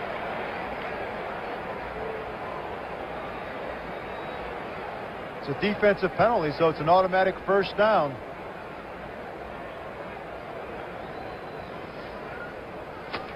Well, let's wait and see. 20. Defense, it's first down. John Outlaw, number 20, the left cornerback, was guilty of holding, and talking about a big penalty. That was it. The Eagles had been penalized fewer times than any team in the NFL through the first 2 weeks of the season. I believe they were called only 5 or 6 times coming in. Only 5 penalties for 39 yards in the first 2 games. But that was a big one. It really hurt. 3:07 remaining, but a whole new series of downs for the Lions. Bussey carrying. Stopped shy of the 20. The whistle may have blown. Hairston picks it up and runs it in, but the ball was dead. The Eagle players are playing this game to a hilt. Bergey's in there. He's complaining. They're still remembering the penalty by Outlaw more than that fumble there. You're going to see a lot of good hits in his next 2 plays coming up. The Jets and the Patriots are looking at the possibility of overtime. Steve Grogan threw 22 yards to Darryl Stingley with 1:27 remaining in that game. It's even up at 27 all. And there you saw Bussey hitting the deck, and the whistle blew as soon as he was down just before the ball came free. 2nd and 8. 2:35 remaining. Landry's going to throw the ball. Not if Bergey can do anything about it. And Bergey wrestles him down. Bill Bergey sacking Greg Landry, and Russ Bollinger objects to the zeal which Bergey displayed in doing it. That's the way football should be played. It's a contact sport, and that's what it's all about. It's play action pass, and Landry's looking for a receiver, and Bergey was knocked down temporarily by Bussey. He grabs him by the shirt. I think the fans are booing because of this last little twist. Well, Bergey venting a bit of that frustration, which he felt first over the penalty call by the officials, which sustained the Detroit drive, allowed them to hang on to it and kill some more time, and then by the whistle, which came right after Bussey was tackled and negated what he thought should have been a fumble recovery for the Eagles. The Eagles, the Lions, if they have their way, are going to let the clock run down, but the Eagles stop it with 2:10 remaining because this is like giving them an extra timeout. Now the Lions are going to have to, 3rd down and 20, run the football and try to get down to a 2-minute warning. That's the 4th time that Landry has been sacked today, for a total of 30 yards in losses. 3 of those sacks came in the first half. Tacked down to the 10 of the first 2 games, meaning 14 sacks in 3 games so far. 67 quarterback sacks against the Lions last year, and that was one of their biggest problems. Landry conferring with Tommy Hudspeth. 2 minutes and 10 seconds remaining in the game. Detroit 17, Philadelphia 13. Both these clubs are 1-1. Philly has the Giants coming up next week. The Lions have a big divisional battle with the Vikings.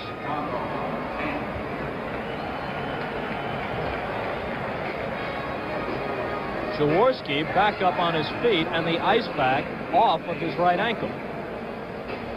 So it's possible, I guess, that we could see him when the Eagles get the ball back. Roman Gabriel wasn't able to do much of anything the one series that he was in there. When you talk about leadership is the ability to play when you are hurt. And I see it many times with Larry Zonka bleeding from the nose or broken fingers and ribs sore, go out there and do it for the Dolphins. And this is what gives inspiration to a ball club, and Jaworski, I'm sure, will give inspiration to the Eagles.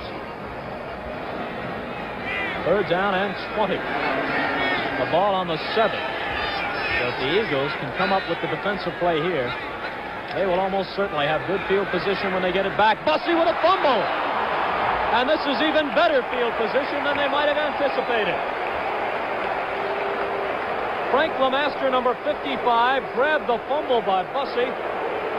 And with 2:04 remaining, it's first down Philadelphia at the Detroit 14.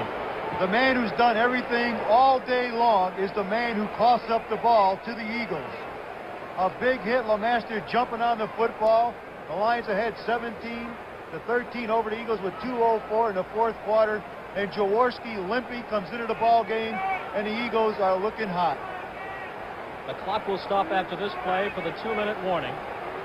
And of course, time is no longer an enemy of the Eagles. They have plenty of time left.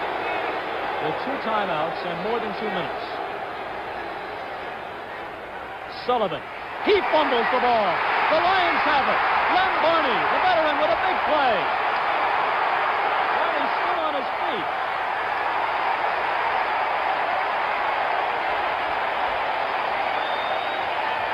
And the 3-time All-Pro, who has always had a great nose for the ball, comes up with a big, big play. He's no longer a regular, but if the Lions hold on, he has more than made his contribution to today's victory. Tommy Sullivan going into the line. He's hit by Charlie Weaver, who knocks the ball loose, and Lem Barney, if he doesn't stumble, goes all the way for a touchdown. But he continues to get up, and he's knocked out of bounds finally by number 17, Harold Carmichael. Just as you said, Nick, if he had found the handle, he was gone for 6 points, but it still works out well for the Lions. They have the ball with 1:51 remaining. This is new STP motor oil. You might say it's like the Ace Fighter Squadron because it fights engine enemies. Where? Heat. Cold. Sludge. STP motor oil fights battle after battle for 15,000 miles between oil changes. 15,000 miles of protection. That's extra protection. New STP motor oil. It keeps on fighting for 15,000 miles. Europe's most successful new car in history comes to America. Introducing Fiesta, imported from Germany by Ford. Fiesta. Now there's a car that combines dramatic performance with excellent gasoline economy. Fiesta, Europe's most successful new car in history. Test drive one at your authorized Ford dealer now. It was 10-7 Detroit at the half. Philadelphia briefly took the lead on a Jaworski to Carmichael pass. Landry came back and hit Bussey for the go-ahead score. And that's the way it has remained through the fourth quarter. The Eagles had a golden opportunity after Bussey fumbled and LeMaster recovered. A look at Tommy Hudspeth, the Lion coach, pacing the sidelines. But from the 14-yard line on the very next play, the Eagles coughed it up. Lem Barney picked it up on a bounce, brought it back out to the 43-yard line, and that is where the Lions have it. 1st and 10 with 1:51 remaining, and the Eagles down to 2 timeouts. King.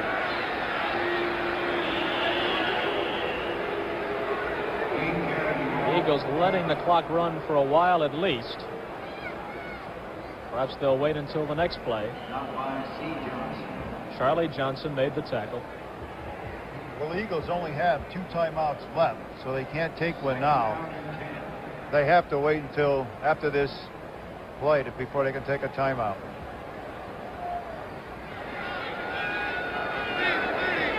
Second down and 9. Landry gives to King. King gets out near the 45. And the Eagles elect to use a timeout here. With 1:07 remaining. Bob Rowe, our producer today. Jim Silman handling the duties as our director. Jay Fromert, the associate producer. Bob Burnham and John Puno contributing as well. And the names just ran by a bit too quickly to mention them all, but you saw them there briefly. An Eagle timeout with 1:07 remaining. It'll be 3rd and 8 when we come back for the Lions. Maybe you're using Desenex, but to kill the fungus that causes the burning, cracking, and itching of athlete's foot, Aftate is better, much better. It's the killer. Aftate kills all major types of athlete's foot fungus and helps prevent reinfection. In fact, the medication in Aftate has been proven more effective in killing athlete's foot fungus than the medication in Desenex. Aftate is better, much better. It's the killer.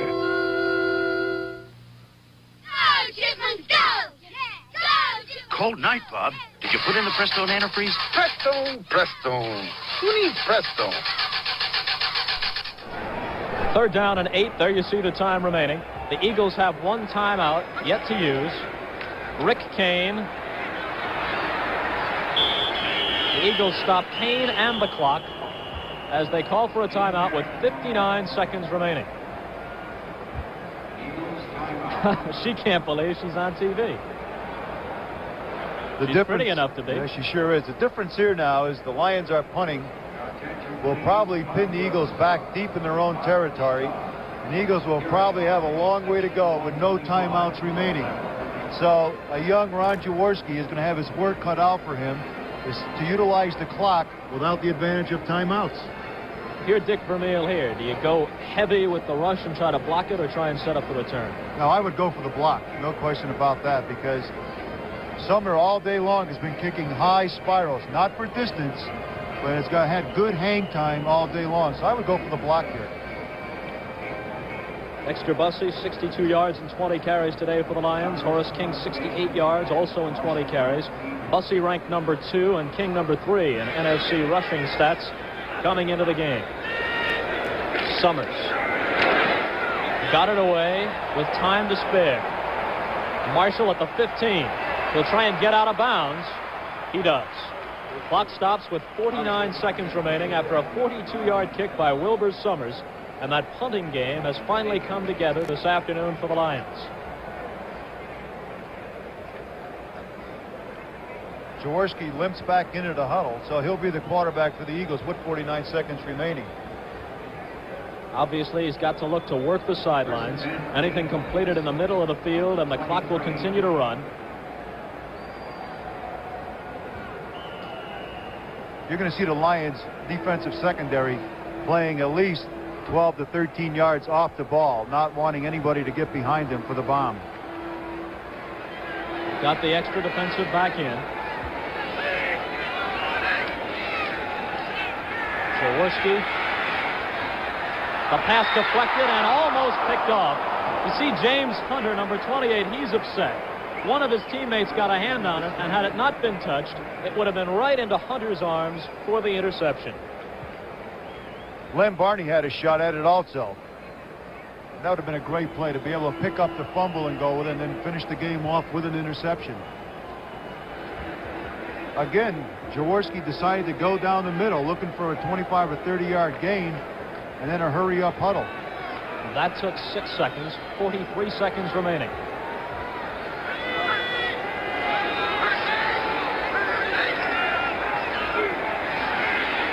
Look out. Pressure's on. Jaworski ducks under it and completes his throw to Charles Smith. 32 seconds, 31 seconds. Inside 30. Bill Davis in the yellow shirt alongside Dick Vermeil. He flashes the plays from the Eagle bench. That last one gained 21 yards. There you see the time running out on Philadelphia. And again, they keep it in the middle of the field. Sullivan is brought down. 12 seconds. Bad call by Jaworski. And now the officials are going to stop the clock, at least briefly, because the Lions are taking their own good time about lining up. You just have to throw the ball out of bounds to stop the clock with 10 seconds remaining. They better get up to the line of score. They're going to measure for the first down. I guess that's what the officials' timeout is. But they have to be lined up on the line of scrimmage when the officials put the ball back into play, or the clock is going to run out. Vermeil and his assistants are not happy with the way the Eagles have wasted precious seconds here on the past couple of plays. Charlie Smith is signaling, get up to the line of scrimmage because the clock is going to start, and it will. There you see it, 10 seconds remaining. The Eagles have no timeouts left. Detroit 17, Philadelphia 13. From the Lion 46. The clock is moving as Jaworski takes the snap. This could be the game's last play. They've got to go for everything. Jaworski firing long. Out of the end zone, and the clock shows no time remaining. This ball game is over. The Lions defeat the Philadelphia Eagles at the Silverdome 17-13. Detroit is 2-1. The Eagles are 1-2. And for Nick Buoniconti. I'm Bob Costa saying goodbye from Pontiac, Michigan, and stay tuned for the doubleheader game coming up next on most of these CBS stations. Stay tuned as the NFL Today continues after this word from your local station.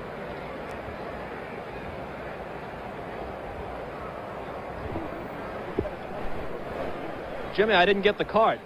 Indomitable mother, Ida Morgenstern. Share the laughs when Nancy Walker returns to Rhoda tonight at 8, 7 Central and Mountain on CBS.